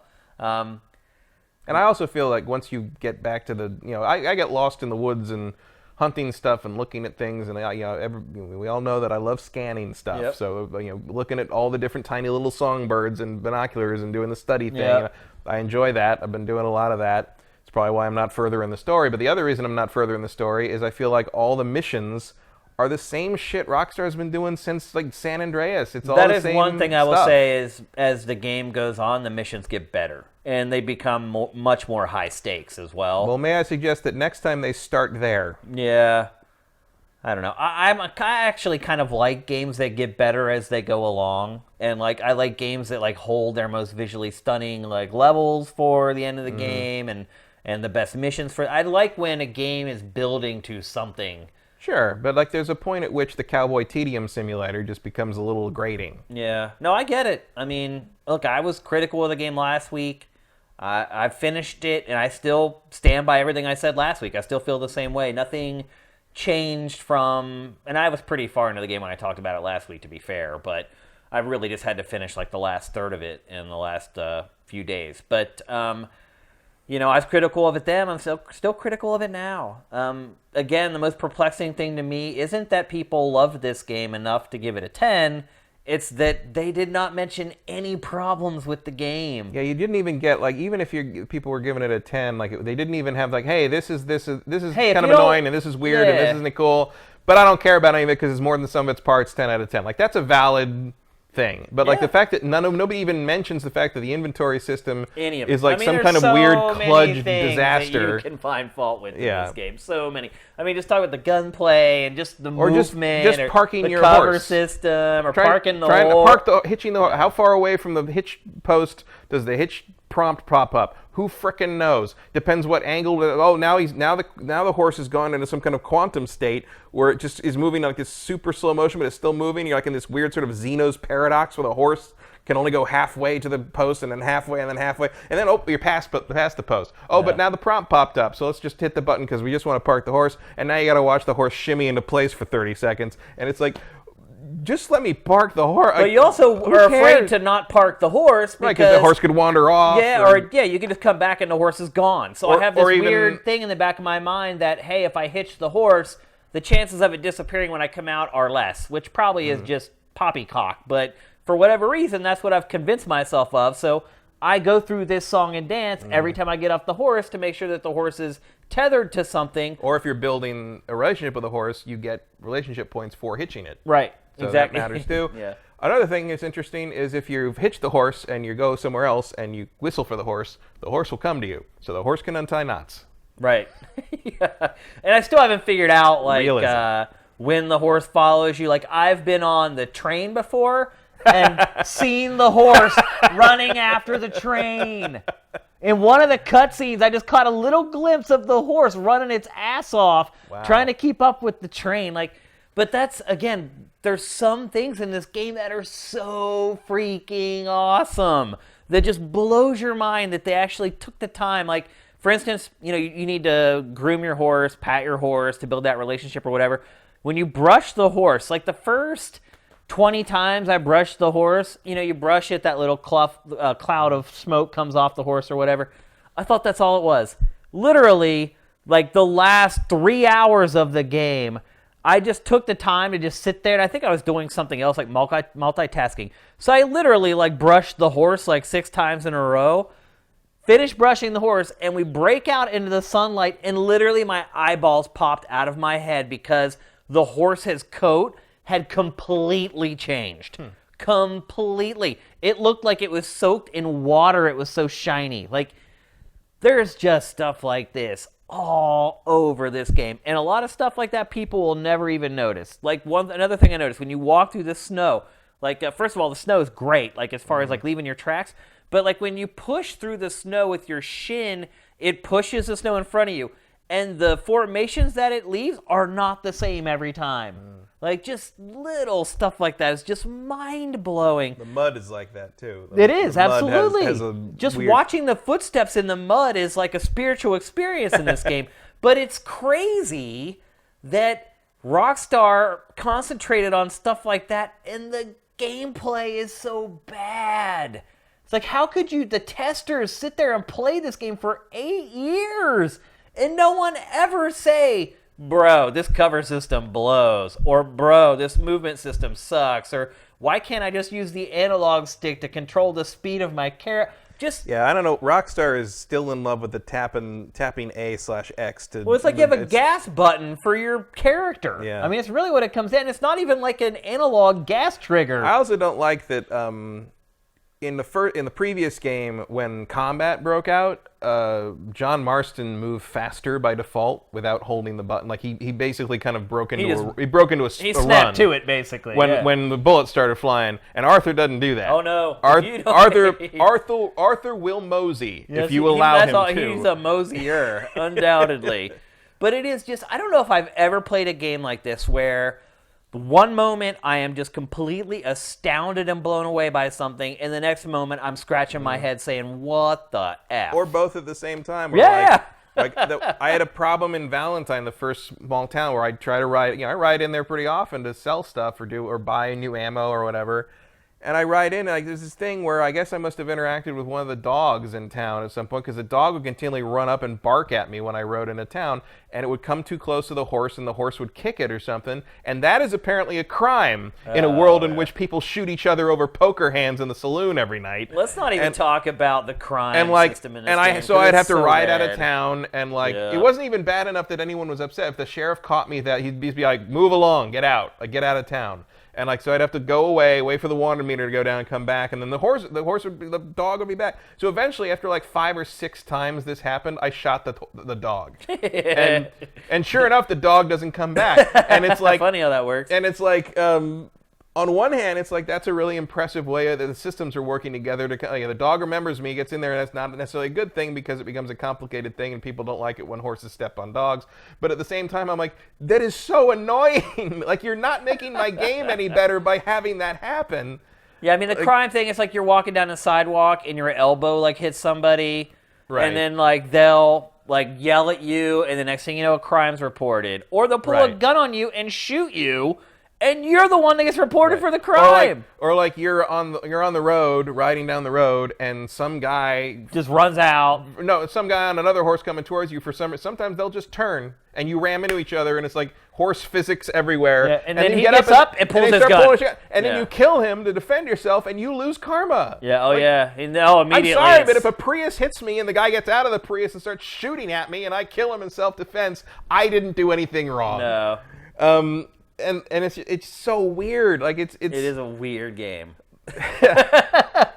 It is a tale of two games, really. I'm convinced that I don't think the bounty system works properly. Like, I've covered my face, I've used mask stuff, I've changed my clothes, and like the bounty's still there. Like, it doesn't. But remember, any mask that you buy, you can only equip while you're sitting on the horse mask. You can't change your default mask away from the horse to one of the masks. You can't buy a mask on foot from a store, right? And then put that mask on while you're on foot. And then if you put the mask away, and then you put the mask back on, it will be your bandana over your mouth, because the mask is teleported to the horse, because you can't change your default mask away from the horse. Yeah. I mean, the game is filled with stuff like this. Yeah. Just these weird contradictions. Like, I'm pretty convinced that the way an anonymity thing works is broken. Like, I don't think that's working properly, because even happened in one of the early missions, you have to break a guy out of jail, and like basically because he starts a gunfight, you're gonna get bounty. So I'm like, well, maybe I can figure out a way to not get bounty. And I redid that mission 4 or 5 times. I was like, okay, first I'm gonna go in this outfit, and I'm gonna leave, because you go in and you try to like fake your way through, and the sheriff doesn't buy it, and then you have to break him out through more violent means. Yep. And so I'm like, okay, well, I'm gonna go out and go talk to the sheriff, and I'm gonna leave. Now I'm gonna change my clothes completely and put my mask on, so no one could possibly know this is me. And I go in, and no matter what I did, it would pop up, wanted Arthur Morgan. Like, they knew my name, like, no matter what happened. And at that point in the game, I couldn't afford the bounty, and so I was just stuck with these bounty hunters chasing me. And then that started to interfere with doing like the hunting missions, because like the legendary animals won't show up if there's bounty hunter activity in the area. And it was just, it's simultaneously like an impressive array of endless systems like interacting with one another, and the exact way to piss me off when I'm trying to play a video game. It's like I like it, but I don't love it. But sometimes I do love it, but then it reminds me I don't love it. It's interesting looking at the comments. It's a complicated relationship I have with this game. It's interesting looking at the chat, because it's pretty much split down the middle between people that love it, and people that don't like it. But then there's some people in here saying that they love the gameplay. Yeah, I don't get that. I don't either. Like, if you strip the presentation away and just play a game, you just play a game that was just purely the gameplay and the gunfighting in this game. I also see a lot of excuse making in here for Rockstar. A lot of Rockstar fanboys in there making up some pretty paper thin excuses for the game's problems. I'm not going to single anybody out. But like, Rockstar just doesn't pay attention to what anyone else is doing. And like you say, sometimes that's a good way to make something, because you're working on your own terms. But sometimes other people have better ideas than you, and you got to look at what the state of the art is. Yeah. They're not even just the state of the art. I mean, just what works. Right. But like, because there's stuff in this game that just flat out some of the stuff work. that doesn't work in this game that does work in other games has been working in other games since 2010. Yeah. So I think, honestly, and I talked to you about this before when I was setting up for today's show, but I honestly think that Rockstar targets its games at a really big audience, and I think a lot of times it tries to make things too simple. Like the auto-targeting being so generous and how you can just shoot someone in the chest, and if you shoot them enough times, they'll eventually die. well, I mean that's I think true though. I think for the mass audience, that kind of works. I don't think for hardcore gamers like us it does, but I think for casual folks who just want to be able to squeeze that L2 button and make sure that reticle's right on their chest, and if they shoot them enough times there, they'll die. But like all but maybe one or two of the casual gamer people I know wouldn't make it past hour 2 of this game. Yeah. It's so slow It's and pretty- so I'm I'm willing to put up with a slow burn just about anything, and I certainly wasn't going to stop playing the game because of the storytelling being slow paced, because I don't think Arthur's as funny as you do. I don't think he's particularly funny, but I do like him. I think he's an interesting character, and I think all the people in the gang are interesting people. Well, I And, will say this too, is that the game is front-loaded with funny. So I laughed a lot when I first started playing it, and I haven't laughed at all in this game. you didn't think some of his one-liners were really clever? I can't think of a single thing I would call a one-liner from him. He always drops one-liners. I don't... Somebody says something, and then he says a one-liner. That's how he communicates. No, he's like laconic and skeptical, but like I don't think anything I'll he put says is together a funny. montage of funny from this. Like they're all one-liners, just one they're after all another. dicks to each other, but I don't think that's funny. I just think that's who they are. No, it's not even when he's interacting with the gang. It's when he's like out in the world talking to people or trying to get missions from them, or they're asking him to do something for them. Like, I have not laughed out loud at anything in this game that I can recall. I've I've really laughed out funny loud at first. crazy weird shit that happened, right. but some of the weird people that he runs into, but he is not a funny character to me. I think he is. I think at the beginning he's hilarious. I think they intentionally front-loaded a lot of the better lines in the game because a lot of people are never going to make it to the end of this game. I can guarantee it. And I think they wanted to try to have a really good first impression. So to me, the writing starts off really strong initially, and then kind of fades and settles into a groove for the last act, or maybe even more than that, to be honest. But it is certainly a polarizing game. You would never know that by the press. All the press is unanimously pretty much like it's the best thing ever. There's kind of a Zelda effect happening here. I think 3 to 6 months from now, everybody will be a lot more rational about the honest take on this game. Ironically, I think that like the amazing glossing over of the problems this game suffers from in the reviews is going to be kind of used against the reviews later. I mean, like, it's one of the only times I can recall where I feel like I've read a bunch of reviews of this game and I don't think they were accurate reflections of what I've played. Yeah. Which is uncommon to me.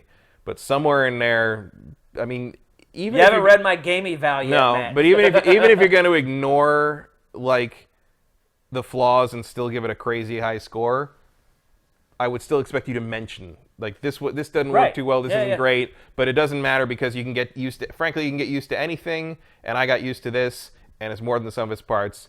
9.9. I will say this though, I never got used to this game. Even when I finished still it, screw up switching inventory stuff. Even when I finished it, the cover system still was a janky disaster. The movement in it was still awkward and weird and left me in compromising situations, in high action situations. There was some stuff that no matter how much I played it, it still annoyed me or I still felt like it was broken. I don't know. I haven't played a game like this in a long time that just completely bucks all the conventions of the modern video game. It's just like one of those things where like there's constant. Which again, I'm it can constantly be a good thinking, thing, but yeah, but like I'm constantly thinking there's got to be a better way to have done this, or at least let me favorite some stuff so I can scroll through it quicker, or like do just the tedium of going through all the menu stuff constantly. I mean, I remember when I was annoyed by playing Assassin's Creed Odyssey because like I think the way you have to switch weapon wheels in that, like there's the ability wheels, like we get a second one, so you have to, when you're holding left bumper to use one of your abilities, you can also push down on the D-pad to switch to the other wheel. And I think that's super awkward. I was like, that should have been like a double tap of If anybody LB. watched the hangout for this, the first 15 minutes I'm playing, I'm just like, who designed this interface? Like a monkey? Like, but I'm like, you should double tap L life bumper, and that should be how you switch the weapon wheels. That is one thing I eventually. But now I'm like, oh, Assassin's Creed Odyssey is a work of genius in user interface, because like that's the only complaint I have about it. Now I'm like, I did get used to the UI eventually. Like I could use it quickly. Well, I know where everything is, but that doesn't make it any better Right, than yeah. what I mean. It's like it's still super awkward. It's a problem. And again, like, but the biggest weird thing about this game, and I realize it's selling like crazy, but like, you know, I've got friends who like, you know, kind of like are just, they play 2 or 3 games a year, and like, I really don't know what to say about this game to them, because I'm like, you might hate this. Like, you might think it's too slow and waste your time. If you play games like an hour and a half a night like they do, like, you've accomplished hunting 2 squirrels in that amount of time sometimes. I would ask them if they like cowboy movies. And if they said no, I would say, do not play this game. Seriously. I mean, that's probably the best. Because it is, to me, this is more of like an interactive experience than a video game in a lot of ways. To me, it's like vaguely interactive. Like, it kind of takes a lot of the action out of the action-adventure genre. It's kind of... Yeah, well, one of the most exciting things that happens in the first hour is you change a wheel on a cart. Right, yeah. Like, but I don't know if that was their intent, and I'll never know what their real intent was when they made this game, but it really seems like it's more of like an 1899 simulation. Like, hey, here's this world, go mess around with it. I think... Partied like it's 1899, boys. I think when you run into the rough comparisons for this game is when you do start comparing it to action games. I think if the mindset was, hey, let's compare this to an adventure game, which generally doesn't have much gameplay, then maybe it can be looked upon a little more favorably. But for whatever reason, with games like this, I look at them as action games, and I think in a lot of ways, as a modern action game, it has a lot of shortcomings. Mm-hmm. But we're out of time. We gotta move on. We just hit 9 o'clock here on the West Coast. So yeah, I wouldn't. I mean, it's not like I don't even know what to say about it. Like, frankly, in terms of like recommendation, like. I would actually love to set up just like a... I think most people that are interested have already bought it. Yeah. Like, I think most people, I mean, what is it, the number 2 entertainment launch of all time? Ever, yeah. Number 1 weekend, because GTA 5 came out on a Tuesday. Yep. So for those worried that Red Dead Redemption wouldn't have the reach of the typical Rockstar game, I think it's okay. Yeah, and for those of you who want to play Red Dead Redemption 3 in 10 years, you're good. Yeah, I think that might be happening. I think it'll happen. But unfortunately, we got to move on. I would actually love to do like a big like group chat about this game. Like get like 10 or 15 sifters together, all on like Google Hangouts or whatever, and just talk about this game. Because honestly, seeing some of the comments in the chat like kind of blew my mind. Like, some of the stuff they were saying, I'm like, did we play the same game? I don't know. I think there's a lot. I would love to hear, other than reading like their 1-sentence thing, I would love to hear someone's explanation for why they think the gameplay is awesome. I would really, really love to hear that argument. From anybody, not just a sifter. Like, I would really like to hear somebody defend the gameplay in this game. Yeah, because I don't feel like they improved it from the previous game. I think they just... I don't even know if they tried. I think they just layered more crap on top of it. Yeah. I don't know. Different strokes for different folks, I suppose. But... we gotta move on. I also notice you are not one to pick your hat back up very often. No, my hat never... So, yeah. I was going to mention that, but it's like one of those little small things. Like, my hat disappears, I pick up a hat from an enemy, and it just disappeared. Like, I've never had a hat. If you don't own the hat, you can't... If you lose the hat will go away. But you can always get your owned hats back from the horse. Okay. The horse has the hat. The horse is a klepto. I'm telling you, the horse just takes shit. Well, it's funny. In the one clip that we use for B-roll, you can see my hat shot off of my head as I'm running up the ravine. Like, I realize that I'm missing it, and then I'll go and I'll buy a hat, or I'll pick up a hat off the ground, and eventually it's just gone again, and I just didn't care. Because then you have to equip the hat in your camp and then store the hat as part of a saved outfit on the horse, which can only hold a certain number of outfits. Tedium. Ain't nobody got time for that.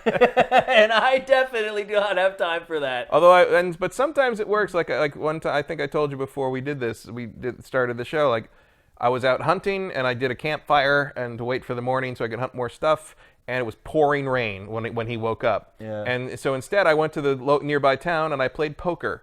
in the while it was raining in the saloon, and I'm like, this is great. Like if I was really there, I would really enjoy playing poker in the rain, like nice and warm in the saloon. It was like the ambiance and like I said about GTA 5, the quality of the light, the sense of place is incredible. But then it sends you out there and makes me like do weird menu shit, and like horses get mad at me for no reason, and all right, we got to wrap it up. We could talk about this game for like days. I really think you and I could sit here for a whole day and talk about this game. Yeah. We could talk about this game for almost as long as it takes to finish it, I think. Maybe the PC version will have like mods that smooth it out. It's possible. I'd be interested to see what a community could do with a PC version of this patches too obviously can help, and we'll see how I got to admit, it was comments, I don't remember who said it. Maybe it was God. But it was you mean God on Sifted? It was comment, on Sifted. It was in the comments, and they said something about like I'm getting this on PC so I can mod out all the survival bullshit, and people were like taking them to task on that. And normally I would too, because I'm like, you kind of play the ball where it lies in terms of game design to me. But after playing more of it, I'm like, you know what? I'm not going to blame anyone who wants to get rid of all that crap. Just play the game. Yeah. But then you're left with kind of mediocre gameplay and mission design. I don't know what to do. I don't know what to tell you. It's so, it's one of the hardest things I've had to play and make like a coherent opinion about all year. Because it's all over the place. Yeah. And it's extremes. Yeah. I will tell you this. It is not on my Game of the Year shortlist. There you go. It is not in the category of God of War or Spider-Man. Big words from Mr. Kyle. And now we got some big words from our trailer of the week. We chose a peculiar trailer this week. It was a pretty good week for trailers, but this is, for me, the most memorable one of all because it's doing something that is never done, and that is making a trailer out of the shortcomings of your game pre-release. Have you seen this? Yeah. So this is it's a God of War trailer. And I know you're like, God of War, that game's been out for forever.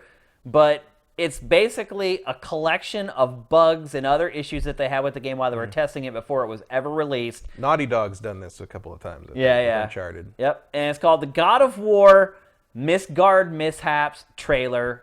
Let's go.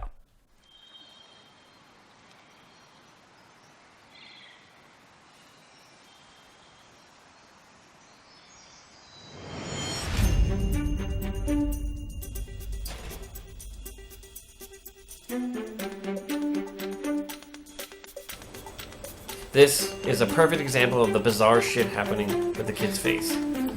Look at that. That's some creepy, like, fringe shit right there. That's like Hellraiser. That's fucked up. More Draugr! More Draugr! A lot of Draugr around here!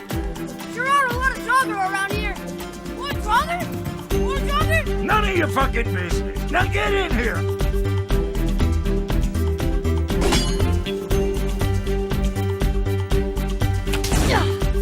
Another to the right!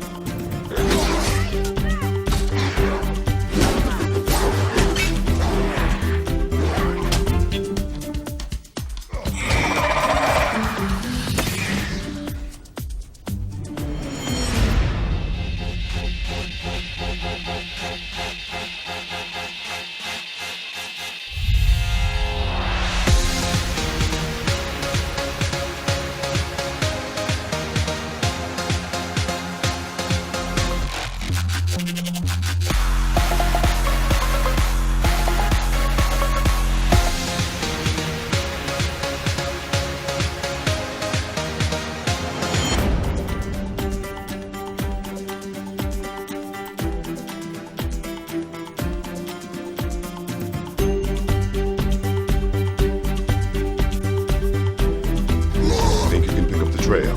Yes, sir. Show me.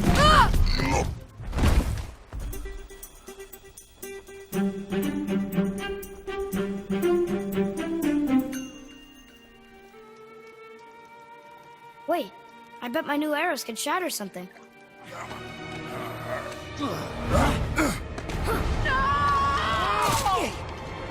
What are you doing?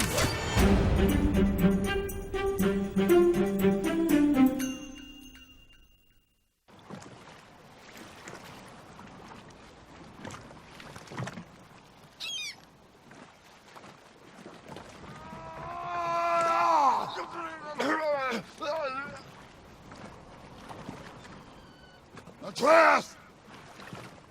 Atreus, to me! Atreus, now! Atreus! Atreus, now! That is so great, man. I love when studio can laugh at itself and put out stuff like that. Notice though that at the bottom it still had like the disclaimer, like pre-release gameplay, just in case, I guess. But I love that. So wanted to showcase that for you guys as a reward for Sony Santa Monica, because I think a lot of game development studios take themselves so seriously that they would never do something like that. So, so we lost our stream apparently. So it's going to be impossible to answer questions this evening, it appears, because I can't even get like back into the chat, unfortunately. I got one question. Okay, well we'll take it From Vincent. All right. EA said during their financial report that Respawn was working on multiple games by holiday 2019. What's the other one besides Jedi Fallen Order? Oh, Pac told me what it was. I don't think it's announced. Pac mentioned it in Pactor Factor. He did? Yeah, but it's not like it was some big secret. It might just be like the next Titanfall. I mean, that's what I would assume. Oh, it's Call of Duty. EA didn't make Call Oh, of I'm Duty. sorry, Battlefield. Battlefield? Well, Pac thinks that Respawn is going to start making Battlefield. Yeah, I've been thinking, but a bunch of people have been theorizing that. Like, that would make some sense. It makes a lot of sense. It makes more sense than them making a Star Wars game. I don't know. Put your best guys on Star Wars. Yeah, but they've made, all they've ever made is shooters. All they've ever made. One of the most well-regarded Star Wars games is a shooter. Right, but People I'm love the Dark saying it Forces. makes more sense for them to make Battlefield than to make a action RPG or whatever it is that they're making. I wouldn't. Not that, I mean, wouldn't obviously. I wouldn't assume that Jedi Fallen Order is an action RPG. You think it's a shooter? Well, I don't know if it's a shooter because it clearly got a lightsaber, but I mean, it could be more like a Jedi Outcast thing. I'm just saying like a third-person action game versus making first-person shooters for the last 15 years or whatever. Pull the camera back a few feet, you're good. Oh, come on. It's way more complicated than that. Yeah, but the Respawn guys know can do that. Like, that's not a huge stretch for them. Anyone can do it. Can you do it very well? I would say knows? I would say the Respawn guys probably can. I have no proof of that whatsoever. None. I don't think a perspective switch is that much of a. I think it's a major thing. huge difference. Huge. Everything. You have to consider it with everything you do in a game. The perspective. Every single thing you do. Eh. Gotta be better Look, than they're really skilled. Gotta be and better than Battlefront. They're one of the, yeah, that's probably true. They're Battlefront really has skilled. both. They're one of the most skilled developers in the industry, but that's a big difference. But I think you're overstating it. to answer Vincent's question, though, I mean, it's either Battlefield or another Titanfall. Yeah, I don't see what else it could be. It's one of those two things. Yeah. I mean, some people think Titanfall's over, but like, I feel like Titanfall 2 got kind of screwed by where it was placed. So I wouldn't be surprised if it gets another chance at some point. Yeah. This seems like it might be a little soon. Then again, if they're working on a Battlefield for next fall, like, man, I feel like Battlefield could probably use a year to cool off. It absolutely could. And I think even if Respawn right now has a Battlefield schedule for next year, I have a feeling that it will be pushed. Mm-hmm. Because... Well, it's looking increasingly obvious that Battlefield 5 should have been pushed to March. Yep. And also... Don't launch that game without its Battle Royale. It is also looking pretty clear that Battlefield 5 is not going to be like a mega gigantic hit. No. The word on the street on that game is not good. The interest on Sifted is not very high, and that's usually been a pretty good harbinger of how a game's going to sell. So yeah, I think taking a year or two off for Battlefield would be a really good idea. But that would be my best guess as to what Respawn's working on, and again, based on what Pactor said at one point or another. So that would be my guess. I don't understand why the chat doesn't work, though. Well, because it froze. It's just crashed. gone. Mine's working. Oh. But you got to restart the. So everyone just left the stream? Is that what happened? No, they're still there. We just didn't see it because our connection dropped. Oh. So you have to quit the Twitch app and open it again. And Are they asking questions or no? Yeah. Oh, they They're are? all in here. Okay, well, you're going to have I to... restarted my app. Oh, okay.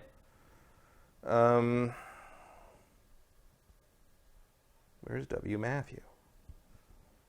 I don't see him.